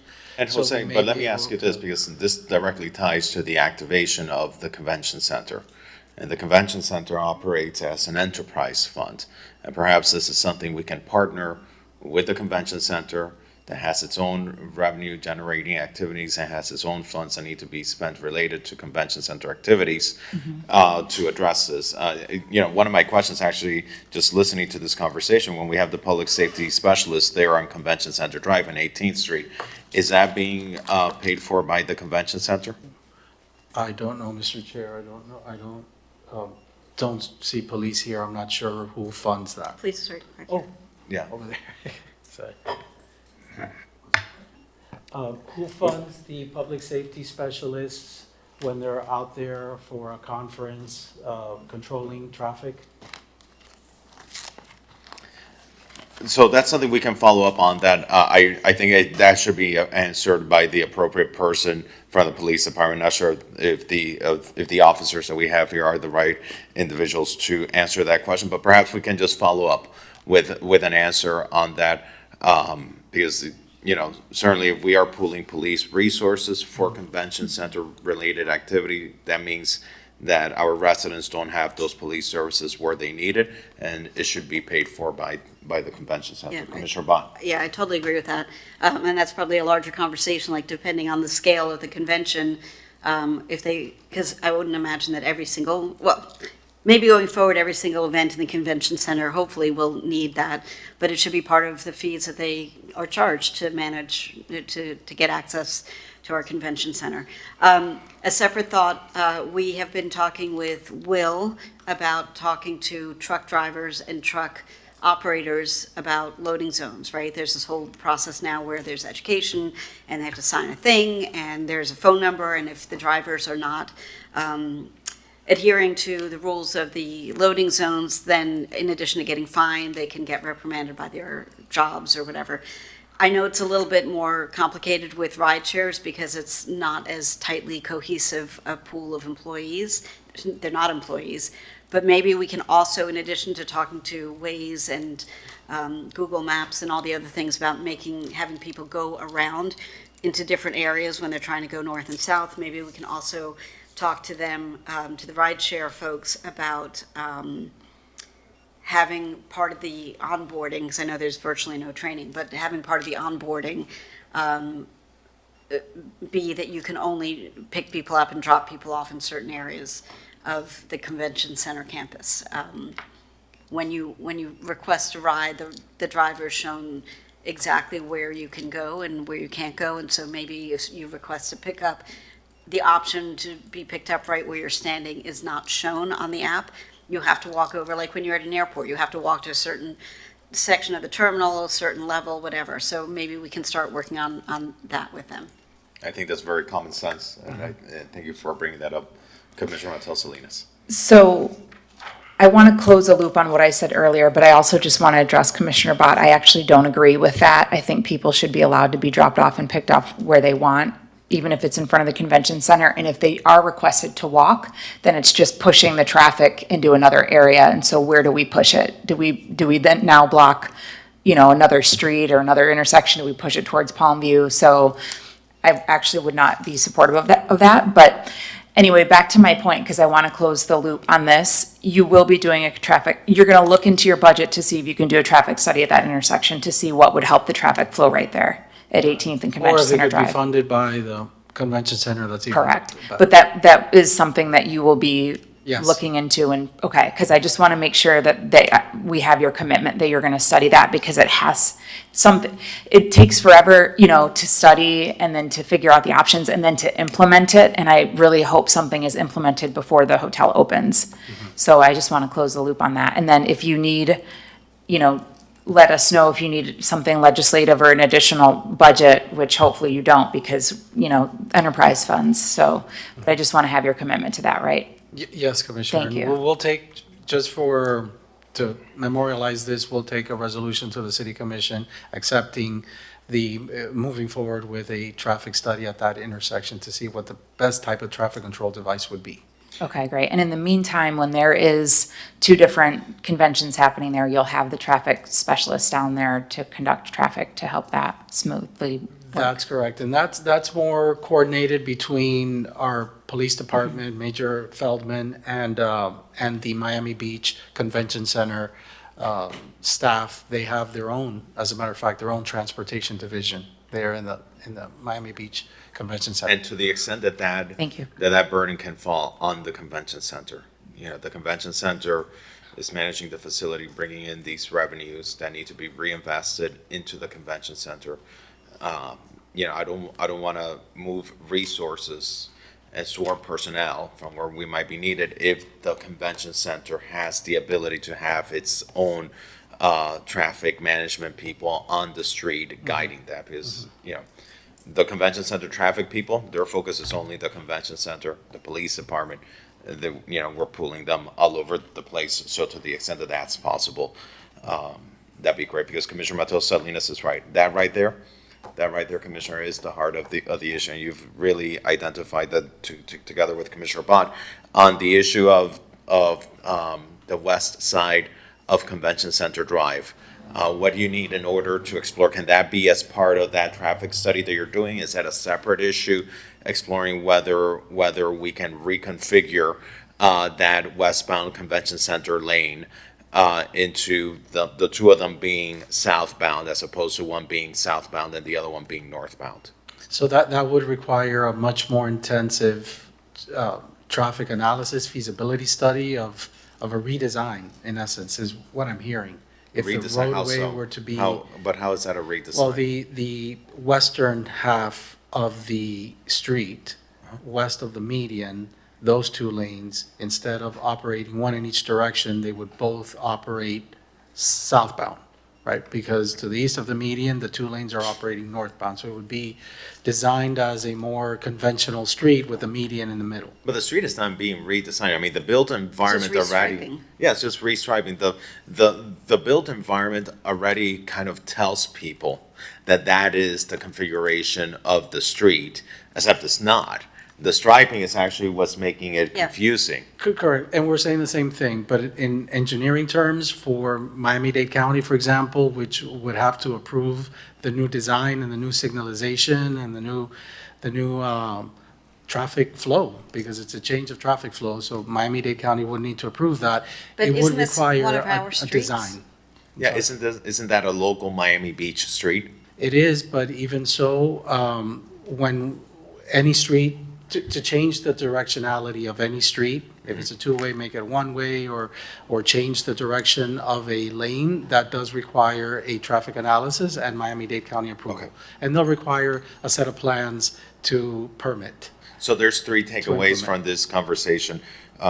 Commissioner Bott, you've requested for the study and the analysis of the rideshare pickup drop-off areas. We're also requesting an analysis into the configuration of the west side of Convention Center Drive. And in addition to the comments raised by you, Commissioner and Commissioner Matos Salinas, about that intersection on 18th Street and Convention Center Drive, and engaging some sort of study to see what is the appropriate mechanism to better address the safety and the flow, whether it's lighting or staff there or stop signs. Is there anything else with this item that we're missing? I don't think so. Okay. So In keep it here? the meantime, I wonder, we have the parking spaces that are on the east side of City Hall fronting Convention Center Drive. I don't know if it would help with traffic if we temporarily, while there's that lane reduction there, if we temporarily remove those parking spaces on the east side of City Hall, reposition the bike share station to be able to accommodate more of the volume of the traffic that's being backed up. I don't know if that's something that that can help mitigate the situation there. I'm putting it out there because I know that area there is truly a choke point right now. And thank you for pointing that out, Mr. Chair, because it was one of the options that we included in the memo. It was an idea that came up in discussing with the Miami Beach Convention Center folks, police department, parking, transportation. It was just an idea. It has not been looked at in depth, but at least while the hotel construction is occurring, there may be some value in repurposing that parking as a southbound lane temporarily. And I would, how long do we anticipate having the lane closure fronting City Hall as a result of the construction? Morning, Tice.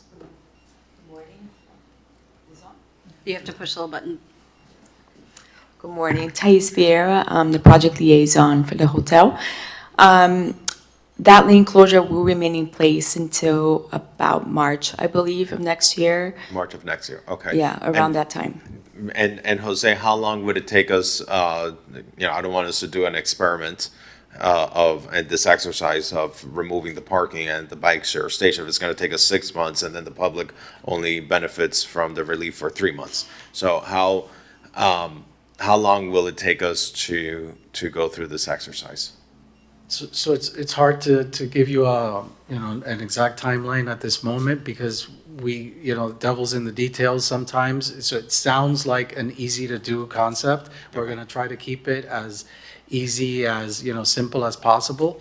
But we do need to take at least a preliminary look at it to see how if there are any complications or if it's like easy, very easy and quick to do. Okay, I think it's worth exploring, because that is a challenge there. And I think I would we just- should do it because, so Art Basel, so that lane's gonna be closed during Art Basel. So, you know, I think we should just, provided there's not any huge complicated roadblocks, that I think we should just do it. Let's just take the risk. Okay. And Commissioner Bott? I was just going to say something about the ride share, and maybe I misprocessed the information, so correct me if I'm wrong. You're not talking about getting rid of any of the micromobility resources? What do you mean? You're not talking about getting rid of the bike share or anything like that? Well, just possibly repositioning it. Okay, but not eliminating it, Okay, but just moving finding- it to a different location? Maybe we can move it further, closer, 10 feet closer into the city hall property, or, reposition it somewhere in that vicinity. But I'd like to encourage Jose just to see the feasibility of it, because to Commissioner Matheus Salinas' point, if come Art Basel, that lane closure is still there, then the problem is just gonna get. Yeah.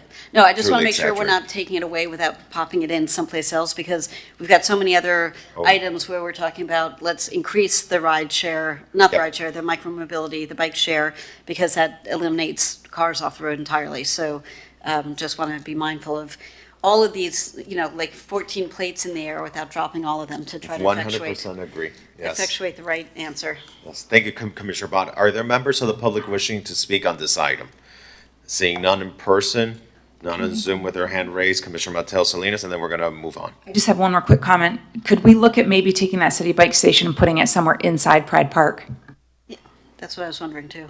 We could, there's already a city bike station in Pride Park. It was installed there maybe less than 2 years ago, as a matter of fact. But we can look to see if, we can add on to that one or another location within Pride Park. Or even on the city hall property, if you just move the bike station, 10 feet closer Into to the City Hall, we have that big plaza there. And we already have a bike share station that takes up parking spots in front of City Hall. And we have this giant plaza that doesn't get used very much, so Yeah. it might make sense to do that for both of them. All right. Okay, Perfect. thank you. Thank you, Jose. Thank you, Commissioner Bott. With that, let's move to item So we're number keeping it 5. here and getting updates, yeah? Well, I believe Jose was mentioning about sending an item back to commission for the Accepting traffic light recommendation study. For us to, Traffic light study, the lane redesign on the west side of Convention Center Drive. I don't know if you need direction on the portion of Convention Center Drive north of 18th Street, where we currently have the lane block and the ride share. So if, is there a No, motion? that's good, that's good. All right, we can show that by acclamation. I'm sure that Stephanie got the intent written down. All right, item number 5. Item number 5 is discuss the maintenance of existing crosswalks along with the need for installation of additional crosswalks in North Beach. This item was sponsored by Commissioner Vice Mayor Dominguez and co-sponsored by Commissioner Bott. Thank you, Stephanie. Commissioner Dominguez, this is your item. My aide lives up in North Beach, and he's my eyes and ears up there. And upon further review with the city administration, we found that about 40% of the crosswalks are in bad condition. 65% of the street signs are in bad condition. And so this is an opportunity for us to make those areas better. Sadly, we've had some fatalities up in North Beach at intersections, not indicating that it's a result of the crosswalks entirely, but anything that the city can do to make it safer for residents and visitors is important. When looking at the recommendations from staff for this particular item, it did state that there would be areas of improvement. I think that overall, the cost would be about $200,000. What I want to hear specifically is which areas and in what order are the improvements recommended? And is it for street walks, for crosswalks, for both? Thank you, Commissioner. Is that your budget item? So, Okay, good morning, everyone. Good morning, Commissioners. I'm Kara Boyles. I'm the Assistant Director for Public Works and the City Engineer. I just joined the city about 6 months ago, so. Welcome. Thank you. So as you know, I'll give a little brief summary that we kind of looked at this in two ways. We did some critical immediate needs, and then we also looked at the coordination effort that would be needed, obviously, because we have multi-jurisdictions in all across North Beach. So there were 8 critical locations that were prioritized, crosswalks that were prioritized for restriping, and we handled those in-house. 6 of those have been completed. There were 2 remaining that were adjacent to on 77th Street near a school. And so those should be happening either this week or next week now that school is out and we're able to perform that work without any disruption. In terms of new sidewalks, new crosswalks and signage, yeah, there are a considerable amount of projects happening in North Beach in which we are coordinating with FDOT in terms of highlighting and replacing restriping crosswalks, as well as signage along those corridors. So those corridors, I know that our transportation team is very involved in those projects as well. Those corridors are 71st Street. In fact, as soon as FIFA is completed, a RRR project will take place along 71st Street, and so those improvements, all of the crosswalks and signage will be replaced there first. A little bit later on in 2028, there will be some improvements on Collins Avenue from 75th to 63rd. And then a little bit even further in 2029, FDOT will revisit Normandy between Bay Drive and Rue Versailles, and will also do similar improvements in that section.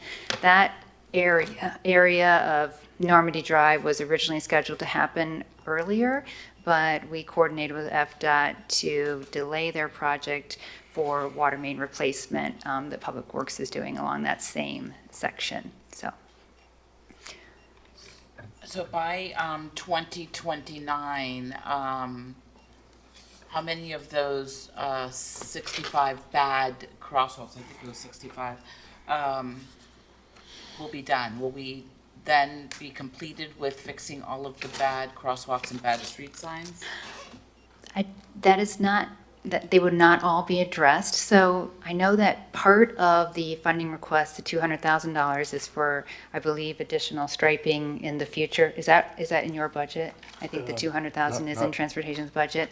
Part of that is, a good example is that we have some crosswalks that are more decorative in nature in North Beach. So you have like the sort of like a brick paver crosswalk with the concrete headers that outline them. And what we are doing in terms of the other 8 critical ones that I mentioned earlier, we can do that through our push button contractor. So we have a line item pricing and we can do that, but we do not have that sort of striping pricing in our push button. So we would have to do something more specific with a contractor in order to address restriping those concrete headers that align those decorative ones. So those would be, that's part of, I think, what that funding request is for next year. My concern is that they got to this condition to begin with. So when different departments are implementing things, is there a line item for maintenance so that things don't get too beyond repair or critical like we have in the situation? Yeah, the ongoing operations of and maintenance of anything that we construct. Yeah, the corrective action would be to add that to the next push button contract so that we have it going forward. So let me ask you, because you've mentioned a number of the larger intersections that are part of larger projects, and I think one of the benefits of this item that Vice Mayor Dominguez has brought forward, perhaps some of the other areas that perhaps aren't as prominent, aren't as large, you've highlighted. It seems, I counted them, I thought it was closer to 50, but you also have a lot of really faded signs with, even children crossings for schools that are completely faded. Clearly, that's very concerning. So we're talking about, even smaller streets, Normac or Bonita Drive, or smaller, more localized areas of Dickens Avenue. that truly go into the neighborhoods.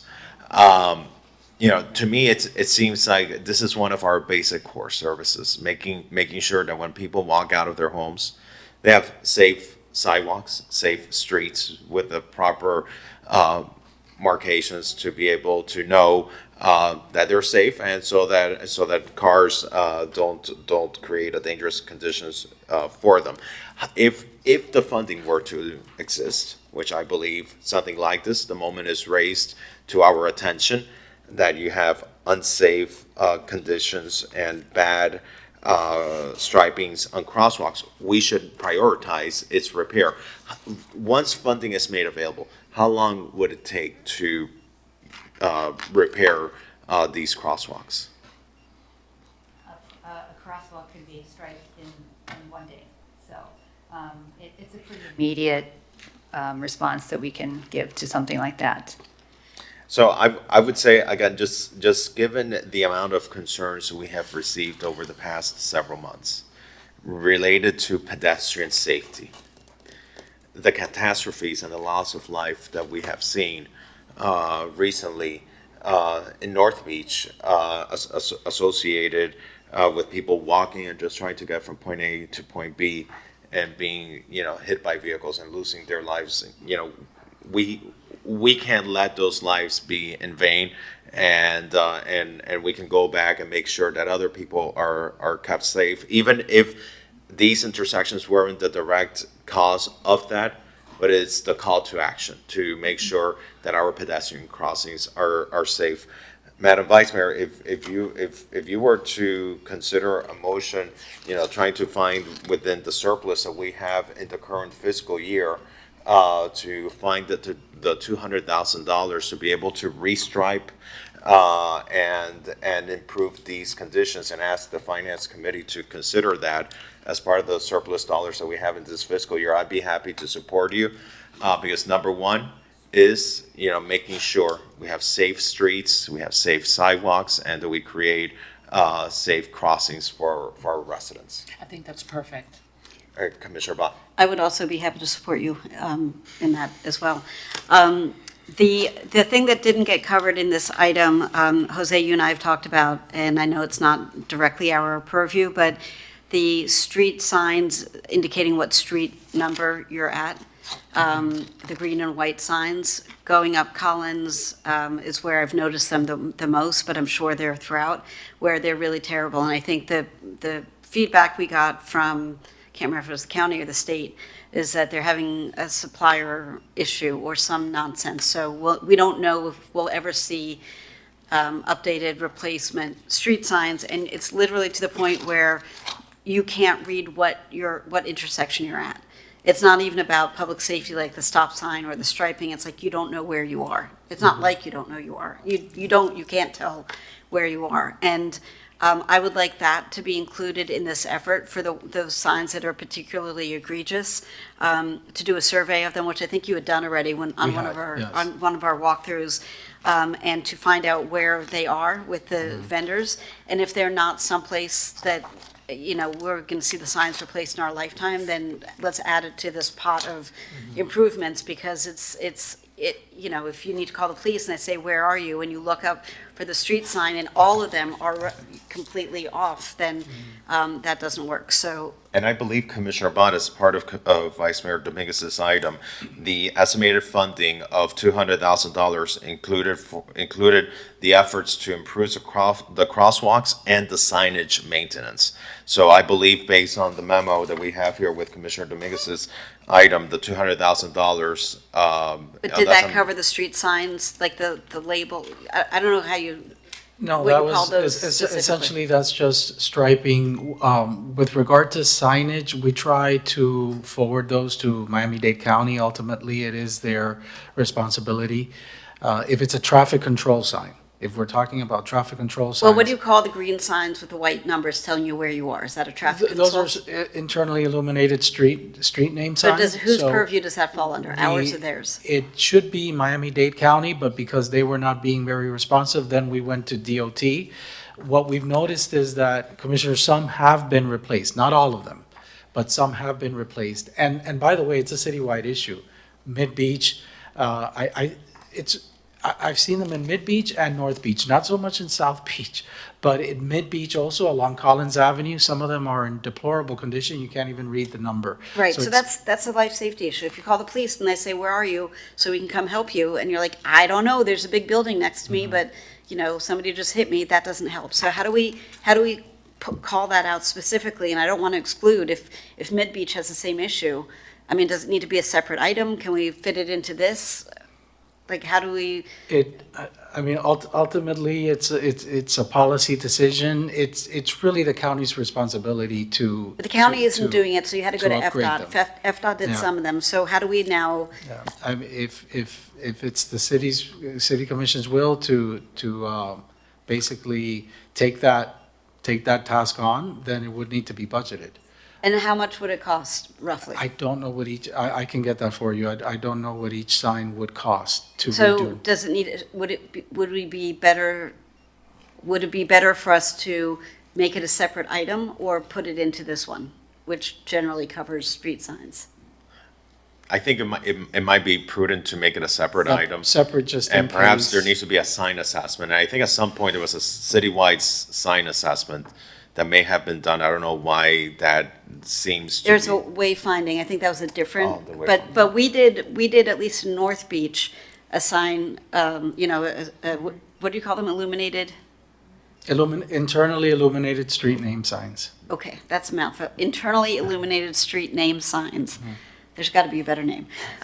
The green signs, let's just call them the green signs. So, like, we have it in North Beach, let's go do a citywide survey, determine what's missing, and figure out what it's going to cost, and then go through the process again, give the county and FDOT the right of first refusal within a reasonable amount of time. And if not, it's like when you have a landlord and they won't fix your fridge, you just fix the fridge and deduct it for the next month's rent. Commissioner, I'm pretty sure we've done that. Surely we've done that for North Beach as a result of our walkthrough. I'm pretty sure we did that for Mid Beach as well, developed a list, sent it to the county. The issue is that they're not giving us Okay, an so let's find out timeline. what they have done, so we can cross this off, what still remains, and if they don't give us an anticipated deadline or completion date, then we'll go to FDOT, and if they say we're not doing it, then let's figure out how we're gonna pay for it and get it done, because it's ridiculous. We've got literally the entire world, okay, I take that back, it's not literally the entire world, we don't have 6 billion people in Miami Beach this week, although it feels like it, but we do have the eyes of the entire world on Miami Beach, and we have tens and hundreds of thousands of visitors over the next couple of weeks. And for us to not have the fundamentals of street signs look like we know what we're doing, because we clearly know what we're doing, but it looks ridiculous, and people are looking up, trying to figure out where they are. Let's make it a separate item and So why don't you send that to the committee, so that we can work on it, get the feedback from staff and make a proper recommendation at that point. So if you want to place that on the agenda, just bring it back to this item. Again, Commissioner Dominguez, highlighted the very, real situation that without clear marked crosswalks, pedestrians, are unsafe. The lack of these safe crosswalks, they contribute to injuries, to collisions, ultimately to fatalities. And she's worked with the administration in evaluating the need for the installation and the maintenance and the improvements of these crosswalks, and to fund this very essential public service that goes to the very core of safety for our pedestrians. There is a need of $200,000. And so I think Commissioner Dominguez was willing to make a motion requesting that the city commission consider the funding of it and perhaps sending that to the finance committee. Yeah, I think it has to go to commission first, and then send it to finance. Okay, all right. So I'll be happy to second that motion. Are there members of the public wishing to speak on this item? If you're on Zoom, feel free to raise your hand. If you're in person, feel free to approach the podium. Seeing none in person and none in Zoom, we can show this item adopted by acclamation. And it was a positive recommendation to go back to the commission for $200,000. Was there anything else? no, I'm writing a referral. Okay. Separate referral. A citywide assessment that Commissioner Bott is going to work on a referral for.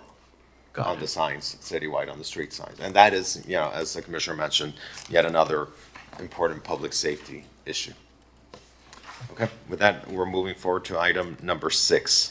Item number 6 is discuss the potential extension of the 6-month pilot program for bicycle and micromobility devices storage at large-scale events on public property. This item was sponsored by Commissioner Fernandez. I'd like to make a motion to move this item. Thank you. I appreciate that. I just want to make sure, you know, as we move this item forward, and I see we have Francis from our Tourism and Special Events Department joining us. I just want to make sure, because we tested this, and I feel that at the beginning, the test, perhaps it wasn't as widely embraced, because perhaps there wasn't the right structure being communicated to the events of what were some minimum standards to be implemented. You know, and so Francis, if you could walk us through the item, tell us what the administration is proposing, so we can move forward. Yes, good morning. Thank you, Mr. Chair. Francis Vallecillo, Interim Director for Tourism and Culture. As you mentioned, we did have a pilot program previously. We presented the results in March of this year of the first iteration of that.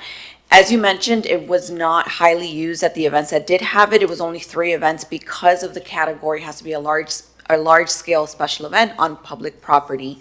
From that, in discussion, when we presented in March, in discussion in this committee, the direction was for us to work with transportation, because transportation has been doing a lot in more micromobility, more in public spaces for anybody to use regardless of a special event.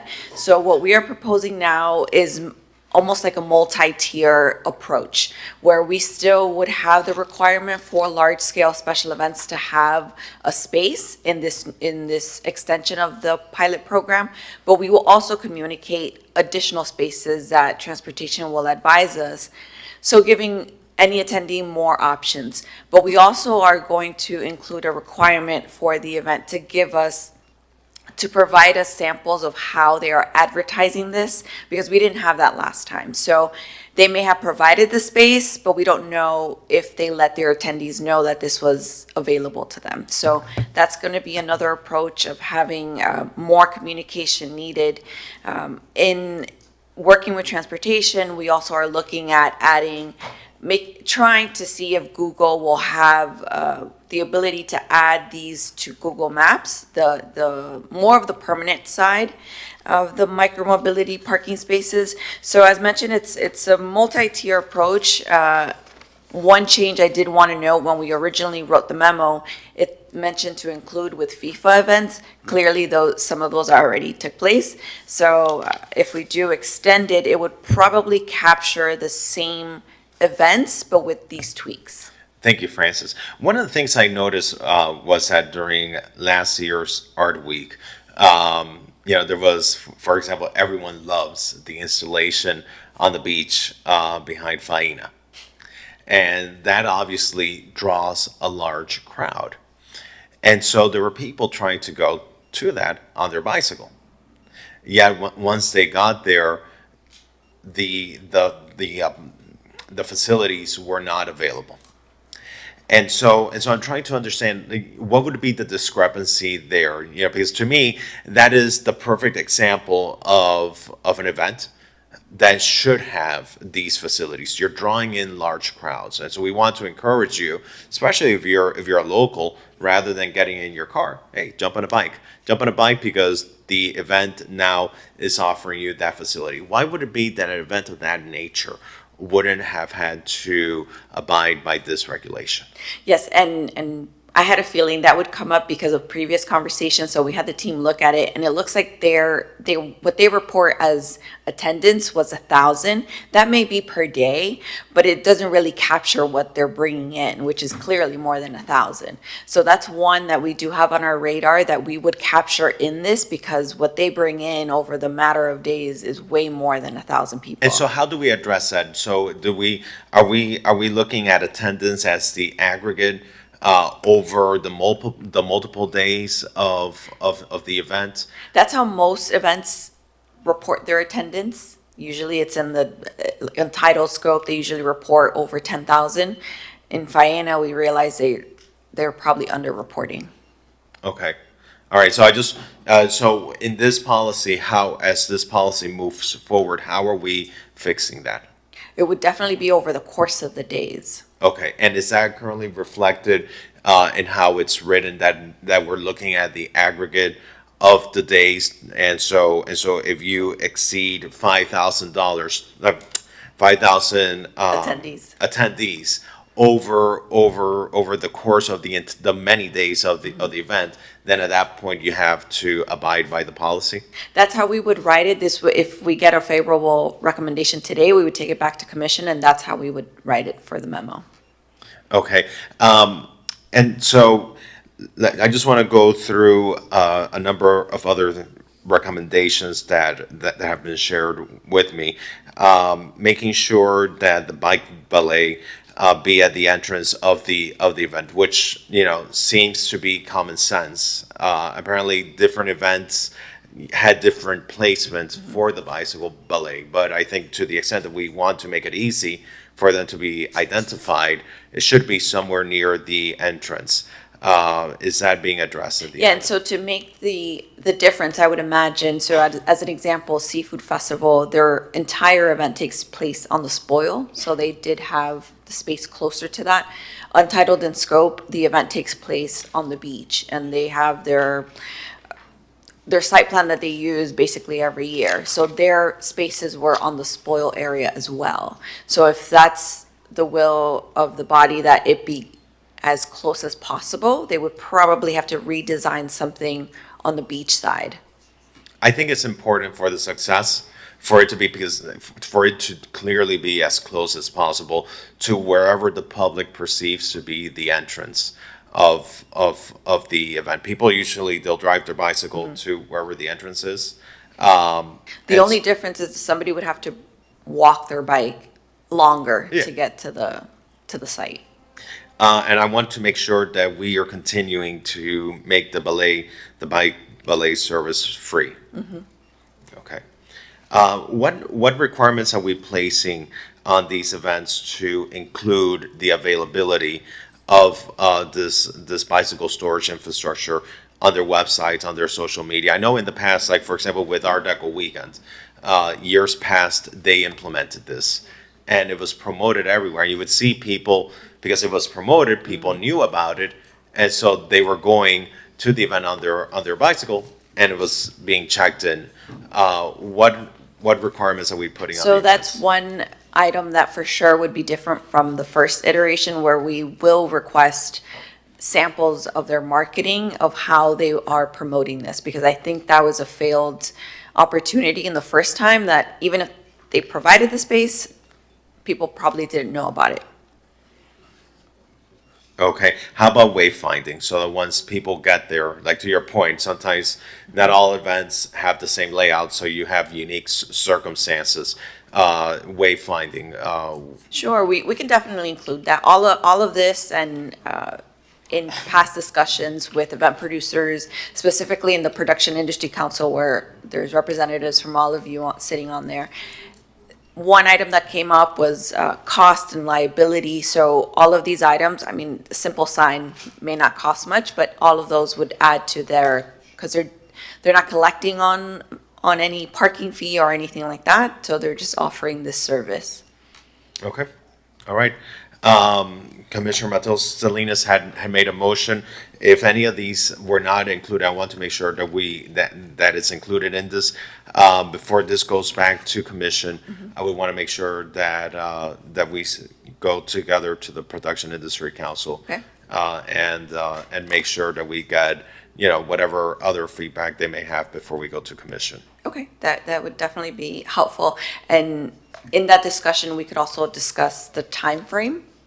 Last time we did it for 6 months, but we can have that discussion. I think, I would want to adopt the recommendations that we have as another 6-month pilot in the event, in the implementation of these, of this updated framework. In case we need to tweak anything, again, we have the opportunity to to change whatever may need to be changed. I'll work with your office to schedule. Great. Is there comments from the dais on the item? Members of the public wishing to speak on the item, seeing none in person, none on Zoom, we can show this item adopted by acclamation, and we can move forward to item number 7. Okay. Item number 7 is explore the potential implementation of a blue light safety and emergency communication system along 41st Street. This item was sponsored by Commissioner Ball. Commissioner Bott, I love this item. Thank you for the love. I actually happened to be driving through Surfside earlier this week or last week, and it seems that they've just installed a blue light camera. And so it might be worth, not a blue light camera, a blue light security post. It might be worth having a chat with them to see what they did and if we can learn anything from them about how they made their selection, who their vendor is, and all that stuff. So this is something that we've been talking about for a while. There didn't seem to be appetite among some of my colleagues, not those here, but some of my other colleagues, for doing this on the beach walk. But I think that, which I'm not giving up on yet, but here on 41st Street, given the population, it would make a lot of sense to proceed with this. The one thing that I did wonder about is if we needed cameras at every single cross street, because I think maybe like every other, I'm not sure. You guys are the police and public safety experts, I will defer to you. But that was my one question. And I would definitely go for option 13 in this case, not 13, option 1, because there is power already on the street and it should be relatively easy to tie into that. But again, I'm not a public works person, so I could be wrong on that too. So why don't you educate us? Good morning, Mr. Chair, Commissioners, and staff. Eric Garcia, Major Eric Garcia, Police Technical Services Division. Yes, so we're here today to discuss what the expectations are, get some guidance and some advice from the committee on locations, quantity, and the type of funding that how we're going to fund potentially this project. So happy to discuss the options with you, Commissioner, whichever. So your question initially, your question initially was about cameras on each intersection. So this call box project does not contemplate. Yeah, I just want to, we're not talking about cameras, we're calling. I'm sorry, I'm yeah. misspeaking. Call box, I misspoke. Okay. Sorry, didn't mean to give everybody a heart attack. No. Okay. Yeah, so obviously there's 9 intersections that we looked at from starting at Pine Tree and going all the way to Alton. Didn't consider Collins and Indian Creek unless we can add, we can obviously add those if that's something that you give us guidance on. And again, 9 intersections. I don't know that necessarily we need one on every intersection. That's up to what your expectations would be. There's also, as was discussed in an earlier item, there are also there's also 2 mid-block crosswalks that might potentially also be an ideal location for an emergency call box if you want to consider those as well. So 41st Street is actually undergoing a major reconstruction project. Potentially this type of service can be included in that project. That's something that potentially we can discuss or can be looked at as part of that 41st Street reconstruction project. Aside from that, just a couple of decisions that need to be made regarding power versus, like you said, hardwire versus solar.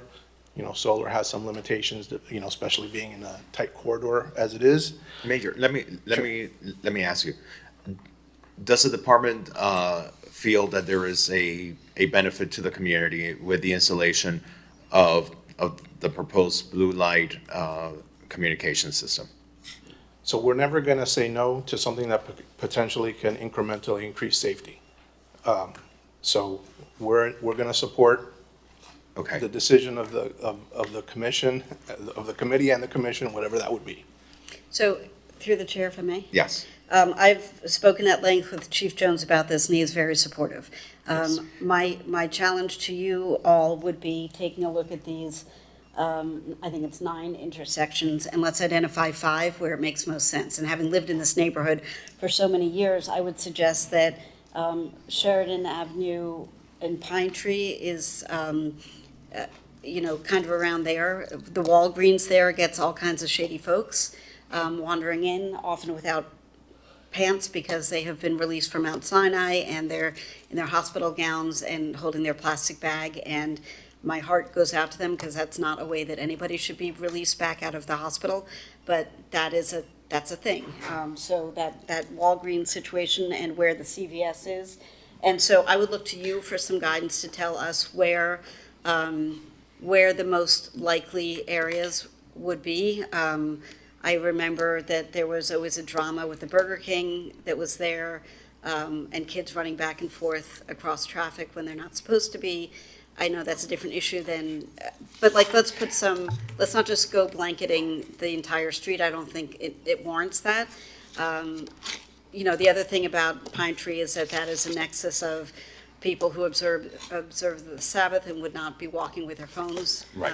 Same thing with, on the other end, whether it's Garden Ave or Jefferson, but somewhere in there, maybe Meridian, same thing where you have families wandering after dinner for a lovely stroll on Friday night or Saturday. So let's, you guys, Chris Mitchell's out there all the time, so let's get Chris giving us his input on where the best places would be. And let's start off with 5 and see how they work. Ideally, we don't need more than 5. And I just want to jump in because I agree with everything that you have said. Why I believe this is a good addition is because, unlike any other part of the city, we have a high concentration of individuals in this area of the city who are walking around without their cell phone. And God forbid they have an emergency communicating with police and law enforcement, then becomes challenging. And so I agree with Commissioner Bott's suggestion for the police department to strategically identify. Let's not just say every intersection for the sake of saying no, but strategically identify which are those best locations where this can be placed. That can better enhance the safety of the residents and the pedestrians in that area.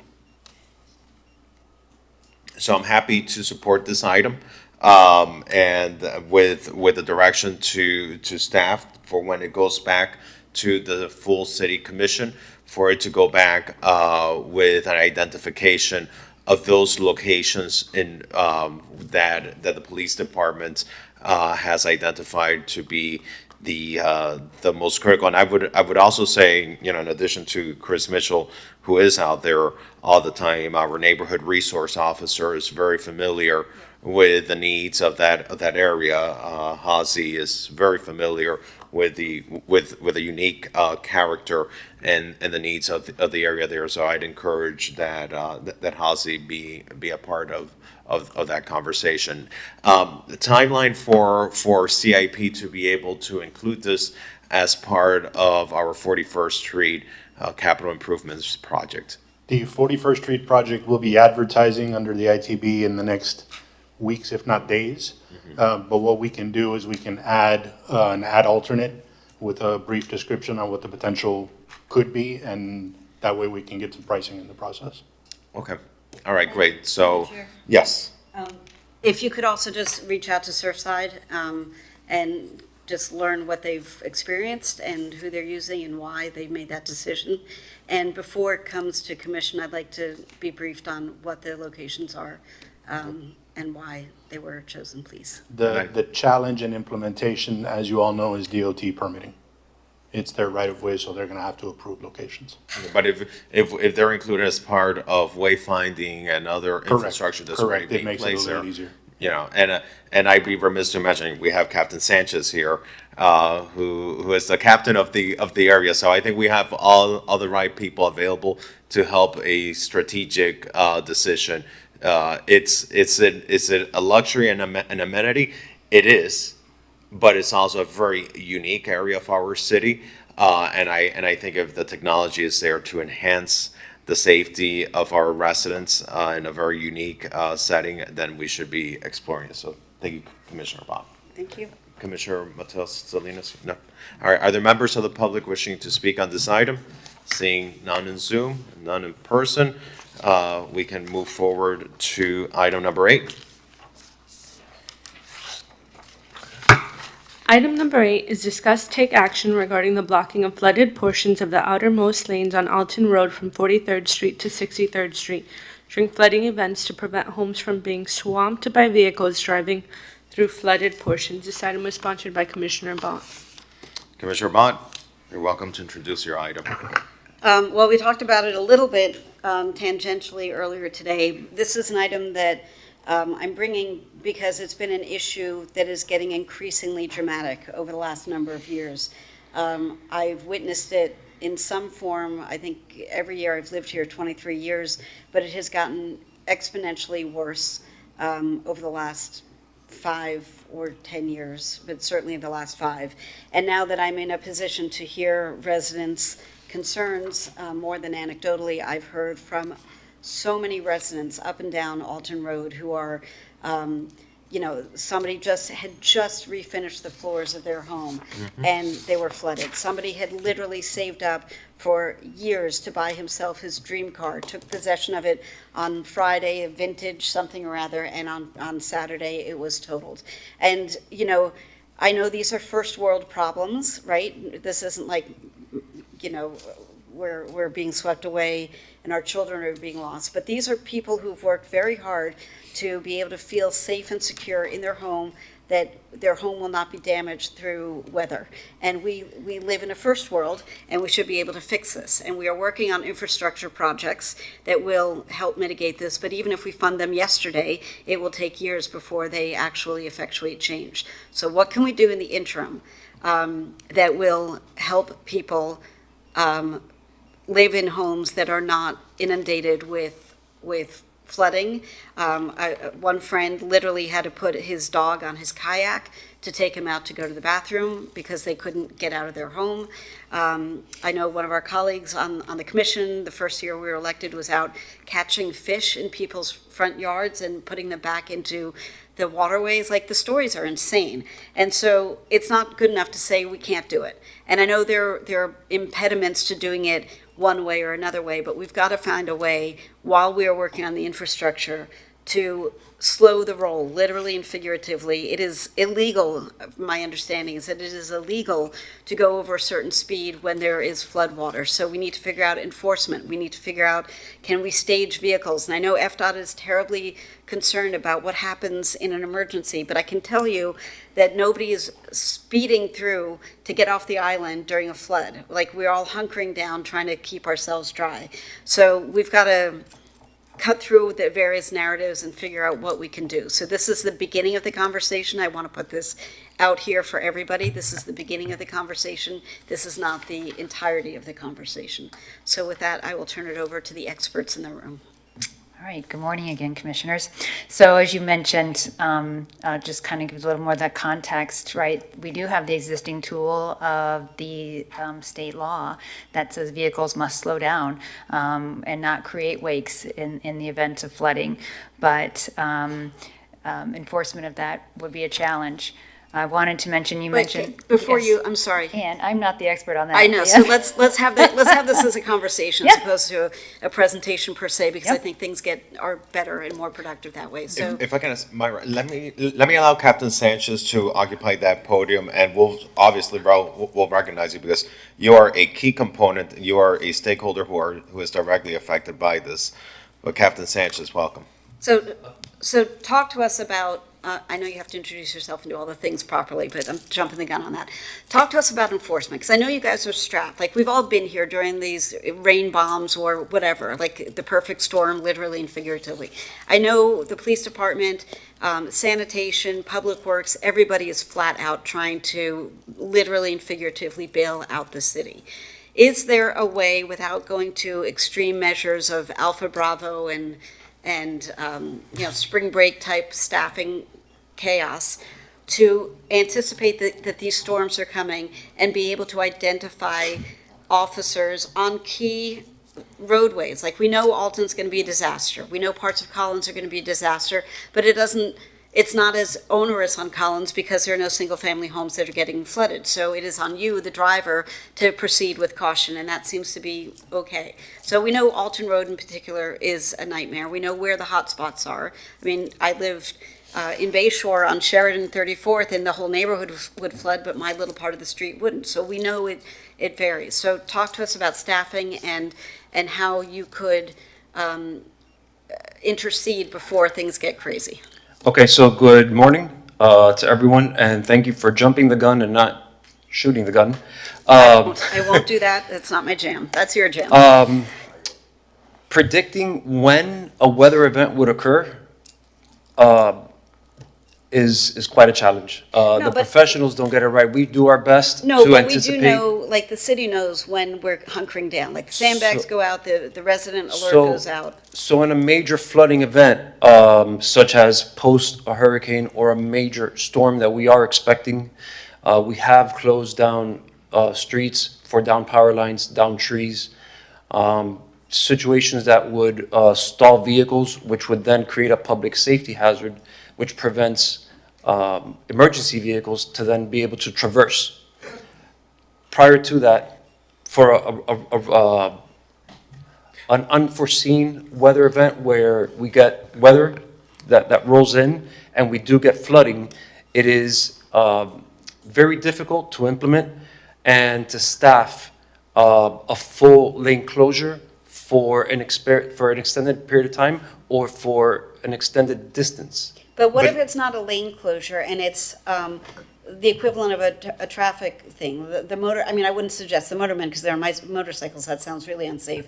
But like at certain points along Alton Road, you have officers out there like telling people, directing traffic. Like, you cannot go 30, 40 miles an hour on Alton Road. You have to go 15 because of the conditions. But let me ask this, because not all rain events are the same. Correct.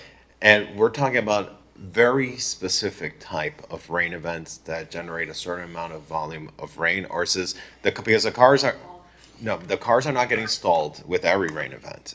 We're getting cars stalled during the larger rain events. They actually usually happen around June, July, August, and I know that because in August when we're away on vacation, we're getting phone calls and people. It's unfortunate. Their cars literally just stuck, and you have elderly people. One year we had elderly people trapped in a car on Alton Road, and so I'm just wondering, Madam Engineer. Do we know the category of these weather events that generally cause this type of flooding, or is that something that our Department of Emergency Management might have access to? Yeah, they may know that number better than me. I don't know what it is. I mean, it's a frequency issue. It's also a duration issue. So you could get a long, lengthy storm that could be destructive, right, and happens over the course of extended period of time. But you can also get those quick hit, frequent storms, just the intense storm, and that could lead to conditions as well. So because what might be helpful to know is, okay, typically we see this type of rain accumulation and flooding and vehicles getting stalled in the rain with this type of weather event. Usually these can be predicted, and usually I know our Department of Emergency Management tracks these, and at times we'll get notifications about it, and perhaps when we get those notifications, what might be prudent is to send out a text alert, to send out an email alert, and maybe even social media, and just alerting individuals, avoid Alton Road. Once we know that type of rain event is coming. It's not it's not closing the lane, because I also think, you know, you need to deploy police resources during those rain events to different places, and so you might not be able to commit to keep a police resource there. But the communication, if people know at that point that with this type of weather event, to expect the level of flooding that could cause their car to get stuck, then perhaps they will seek an alternate route. So if I might jump in on this also, I think it's not even just about the cars getting stuck. I mean, that's bad enough. And, you know, I always joke that I lived in Boston and had a The convertible. home's getting destroyed. That I had a convertible in Boston, but I have an SUV in Florida because I don't want to risk getting stuck in a flood, and it happens all the time. With an SUV, you don't have to. But the converse flip side of that is that people who are in SUVs are able to navigate the roads and drive the normal speed limit, and that's the issue, right? So I think education and awareness is good and important. I'm always a big fan of that. I think it also needs to be explained that it doesn't matter if your car can get through. It is illegal to go above a certain speed limit, and I think the police department PSAs are off the chart right now. They're so good, and so we should do one about this and deploy it every time that we're predicting the rain, to remind people that not only are you being kind of a jerk as a neighbor and a community member, but you're also running the risk of getting caught and getting a pretty nasty traffic ticket. So I think that's all very good. I would like to see, and I'm not talking about closing a lane, but I would like to see how we could implement when we know a certain weather event is coming, because we do get enough notice, not all the time, but mostly, that we could implement an extra couple of traffic details along the Alton Road corridor, not to take away from life safety stuff that's going on around the rest of the city, but if we get 48 hours in advance, DEM sends us things saying we're anticipating this, sandbags, this is going to be closed, whatever, then we can say, all right, we're going to need a couple of extra folks working a couple extra hours. How are you guys work your magic? I know it's not that simple. I'm not being an idiot, and I'm not being cavalier about the fact that people also want to be home taking care of their own families. But I do think it's a thing that we need to try to investigate, because if this were only once or twice that this had happened, that'd be like, okay, well, that really stinks, and I'm sorry. But it's now every one of these, not everyone, but multiple events every year, and that is no longer just something we can say, so sorry for you. Lori's gone now, but she was here. I think she's replaced her floors multiple times. And she lives in a house that is a little bit elevated and a naturally occurring berm, and is up some steps. So it's not that her house is getting flooded. Her house is getting swamped by... Her house did get flooded, and Lori unfortunately had to leave, but her No, house... but my point is that it's not that the waters are rising that high naturally, it's that the water is pushed up that high by cars. So that's what I'm saying, the distinction, because she's up pretty high. I would also like to see if we can do a little analysis of cross-referencing, let's say, the last 5 years of the DEM warnings on weather events where the city gets mobilized, and the reports of flooding from Alton Road, so that we can get a better understanding of when does it happen, how often does it happen, are there any commonalities that we can identify to trigger a particular response in addition to whatever else we might be doing. Yeah, and I want to put it for the record, this is something we're going to be facing at least for the next 5 to 11 years, just because you have 2031, you have the FDOT project that's going to be racing roads and working on drainage and stormwater issues starting 2031. That's on the southern part of this corridor along 43rd Street to 48th Street.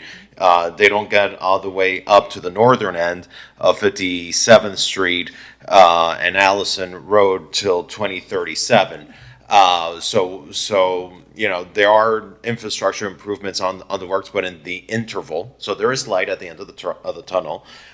Maybe not as quick as one would hope, but there are solutions in the way, but in the meantime, we do need these temporary solutions. Myra, you've been patiently waiting to chime in, and then I'm going to recognize Tricia. Thank you, Commissioners. Thank you, Commissioners. So your question as to how often this flooding into the homes occur. It doesn't just occur when we had the 200-year storm or a hurricane or the warning of a hurricane. It happens also, as was said, when there is a rainfall that happens very quickly or happens over a period of days. A couple of weeks ago, we had a rainfall. Some of the homes were flooded. And it's not just caused because the storm sewers cannot take in all that water. We are talking about the original storm sewers from 1926 or something, and they're clogged inside, so water doesn't really flow through as easily, and it cannot be stored in those storm sewer pipes. But it happens all the time, and it happens not just because it's a big rainfall. It happens because the vehicles going by Alton on the outer lane and on the innermost lane are going fast enough that it causes a wake. And that wake pushes the water into the homes. As an example, Commissioner Fernandez, you were there in the 200-year storm, which was a couple years ago.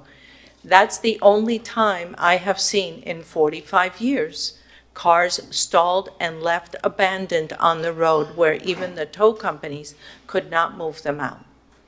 So the issue here is not the cars being stalled. The issue is the water being pushed onto the homes, inside the homes, from just a simple rainfall. And the reason, Mayra, I mentioned the cars stalled is because the water is going into the homes. That's affecting you, but you need to message it in a way that captures the attention of the driver. You want the driver to disengage in a certain activity. Well, they need to know, well, just avoid that area. Don't even go there. And thank you, that would be very helpful. Yeah, and that's where I would love to see, the overlap of the data. Okay, which were those storms where we had the worst flooding, where the homes were getting affected the most, when we were having the cars stalled? What type of weather event was that?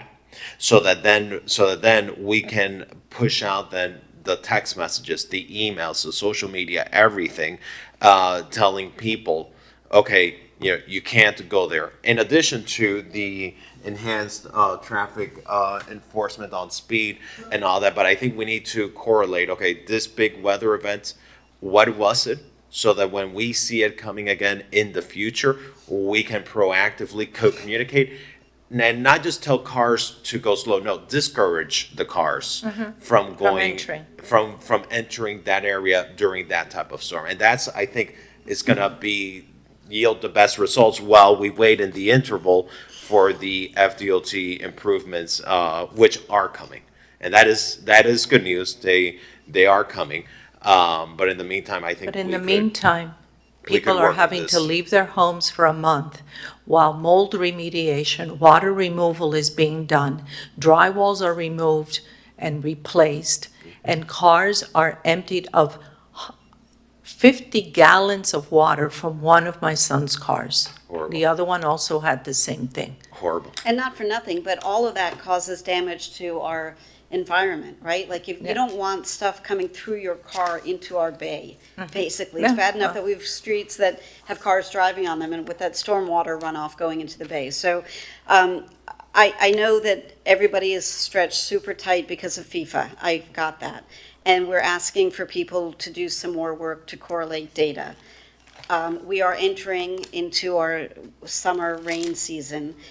I don't want to break anybody, but if there's any way that we could get the correlation between the storm information and the reports of flooding going back at a minimum 3 years, it'd be better for 5 years, and come back to the commission with a plan of how we could work with DEM, get the, have the data to illustrate and have some kind of a staffing protocol that can be activated to enhance having officers on Alton Road to manage traffic effectively. If people are speeding, ticket them because it's illegal, and we have that tool. So they're pretty low hurdle improvements, and I would love for them to come to the June meeting if it's possible, knowing that you guys are all already beside yourselves, so that we don't lose another 2 months and then we are in recess in August, and then all of a sudden the rain season is mostly over and we haven't been able to effectually change. Commission meeting? If it's possible. I leave that up to, I don't know if they'll be able to do that, but. That's why I want to have this Commission, conversation. with all due respect, this issue has been before the city for the past 20 years. But Myra, And I just got here, understand so fee- I'm- I know you all just got here, basically, but these homes are being affected. There are people that are elderly and people that are challenged and And that is cannot why get I'm out of their asking. homes. That is specifically why I'm asking my friends and colleagues in different departments to exert themselves even harder than we are already asking them to during FIFA. If they can carve out a handful of hours, or if they've got interns in their departments to do some of this research, and then put together a preliminary staffing plan. It doesn't have to be ironclad, but like, yes, we can do it, and here's kind of how we'll do it, so that we can have this conversation in June. And if you need to massage it and figure it out from there, that's not an issue, but I don't want to lose another 6 weeks. And to build upon that, the communication plan. I believe that the communication aspect of it, staffing is great once the vehicles are there. And I think a lot of times with staffing, you might not always be able to rely on the staffing being there, because sometimes you need to move your resources. No, I understand. But communicating and trying to discourage the behavior of the people going there, I think will be very helpful. We need to move to one final item before we adjourn today, but Tricia has been patiently waiting. Tricia, welcome. You have 2 minutes to speak.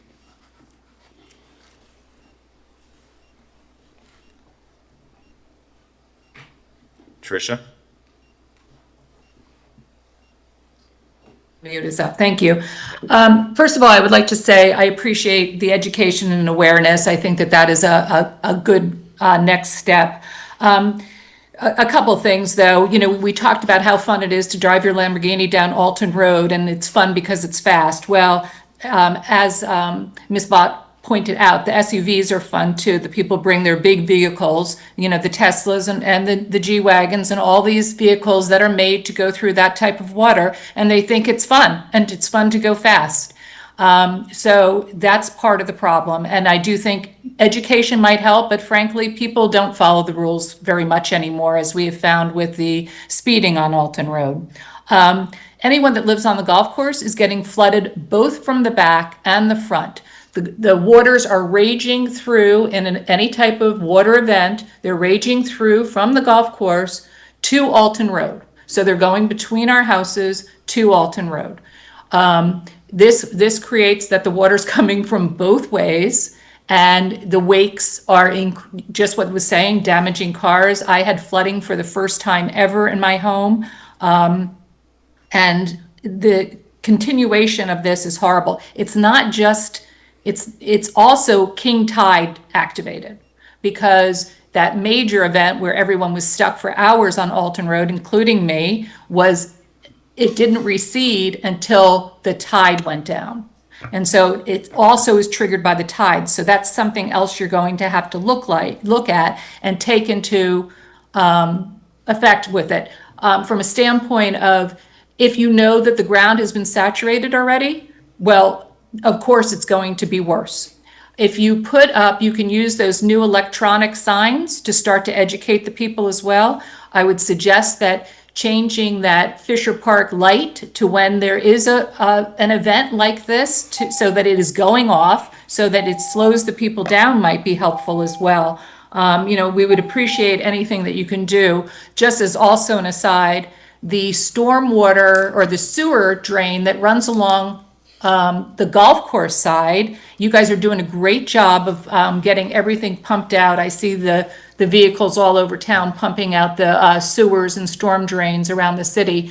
But everybody forgets about the golf course drains because they're hard to get to. The manhole access is you have to go down one of the swales at like 52nd Street is where you have to go, and you have to go on grass, and you can't do it when the grass is wet. So if it's not done when the grass is dry, we're out of luck. All of these things, and you say 1930 or 2037. My goodness, I've been waiting for this for 30 years already. So it's just discouraging.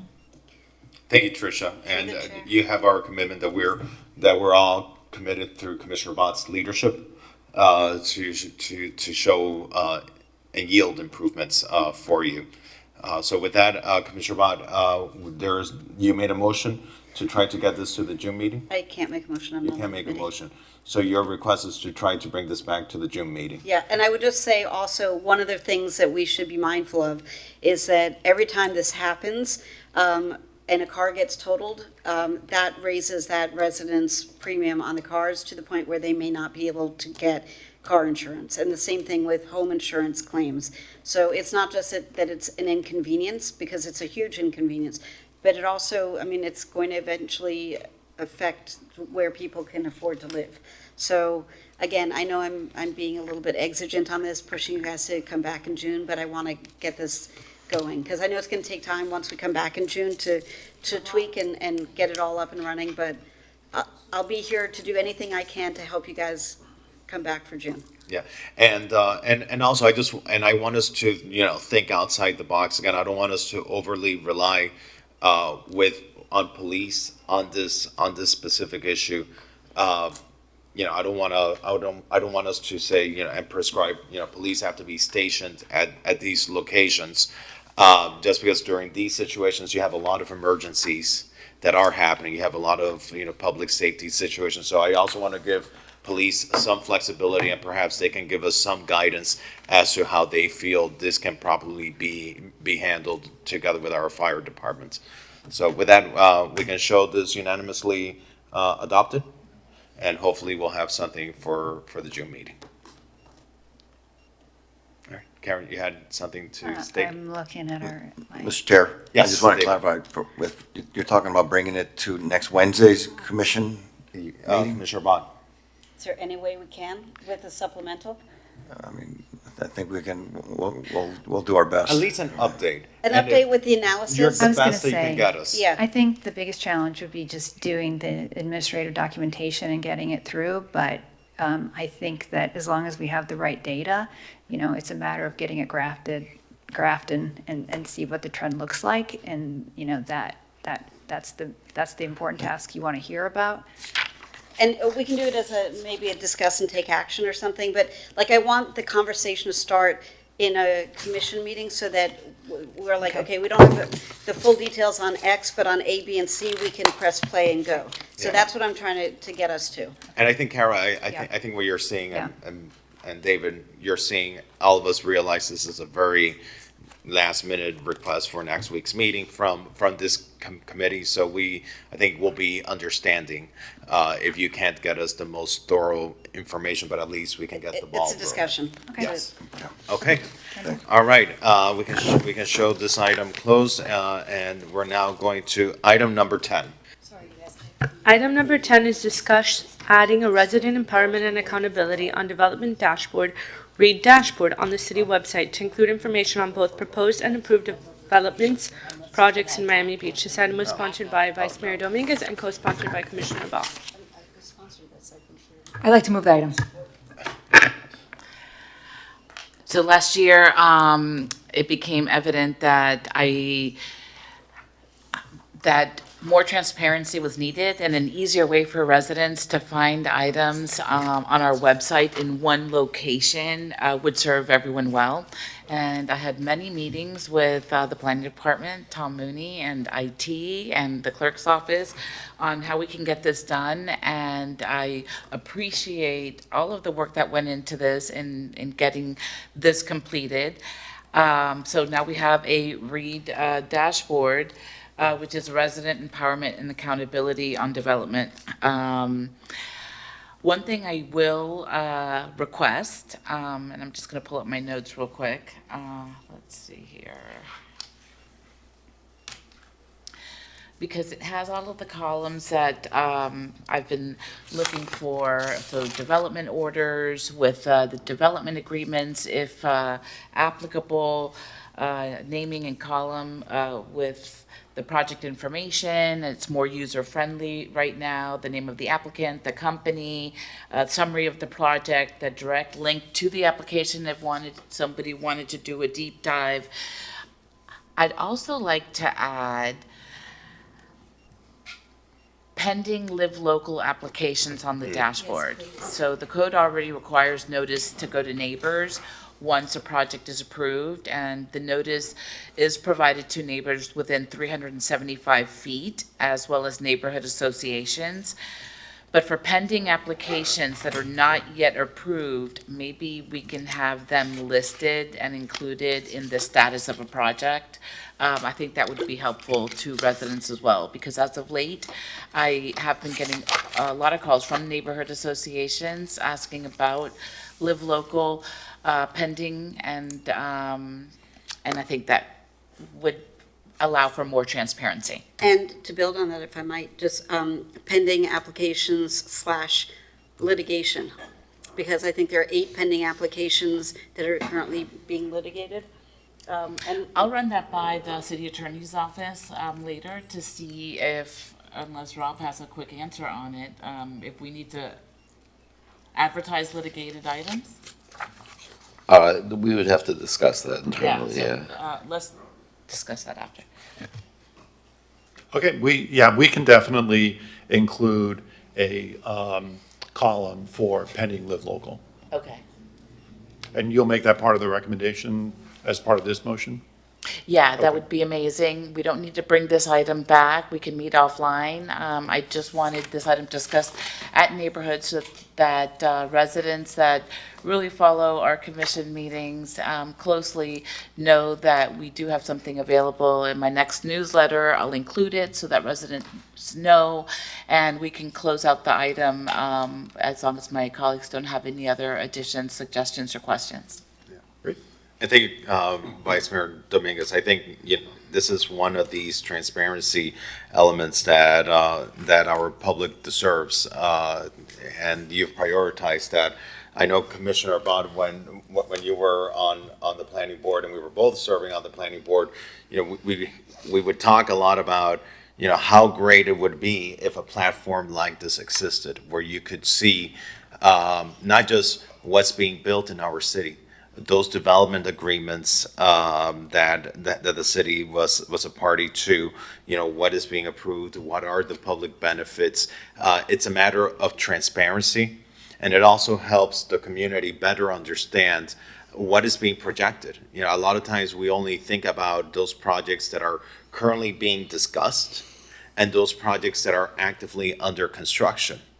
But then there's that period of time between a project being approved and a project breaking ground where you still have an active development agreement.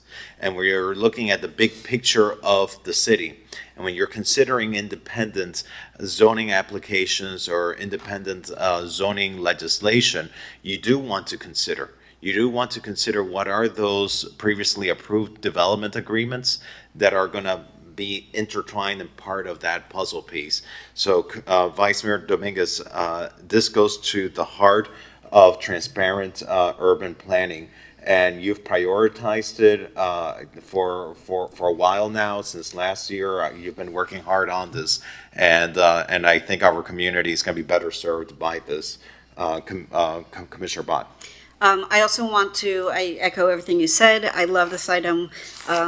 Commissioner Dominguez, Vice Mayor Dominguez. Laura, my fave. Love calling you Laura. I also want to recognize that the late, great Mark Samuelin was the president of MBU when Residents' Right to Know was born and brought up to the commission and adopted as legislation, and then tweaked over the many years to make it as robust as it is now.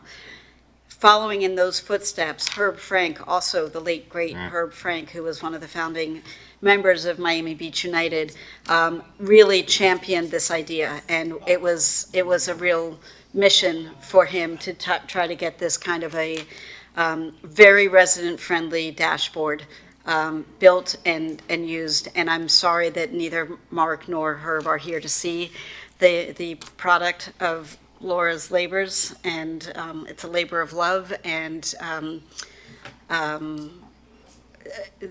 this is why MBU is an important organization, has been an important organization, and will continue to be, because it advocates for residents to understand how to advocate for themselves at City Hall. So between Residents' Right to Know, which is enshrined in how we do business now, and this dashboard, which is so important, and all the Resident Connect stuff that came out of all the Residents' Right to Know advocacy, it's a thing that we should all take stock and be proud of and take a moment to reflect, because it's not every city that makes itself available to residents to find out what's going on. All right, wonderful.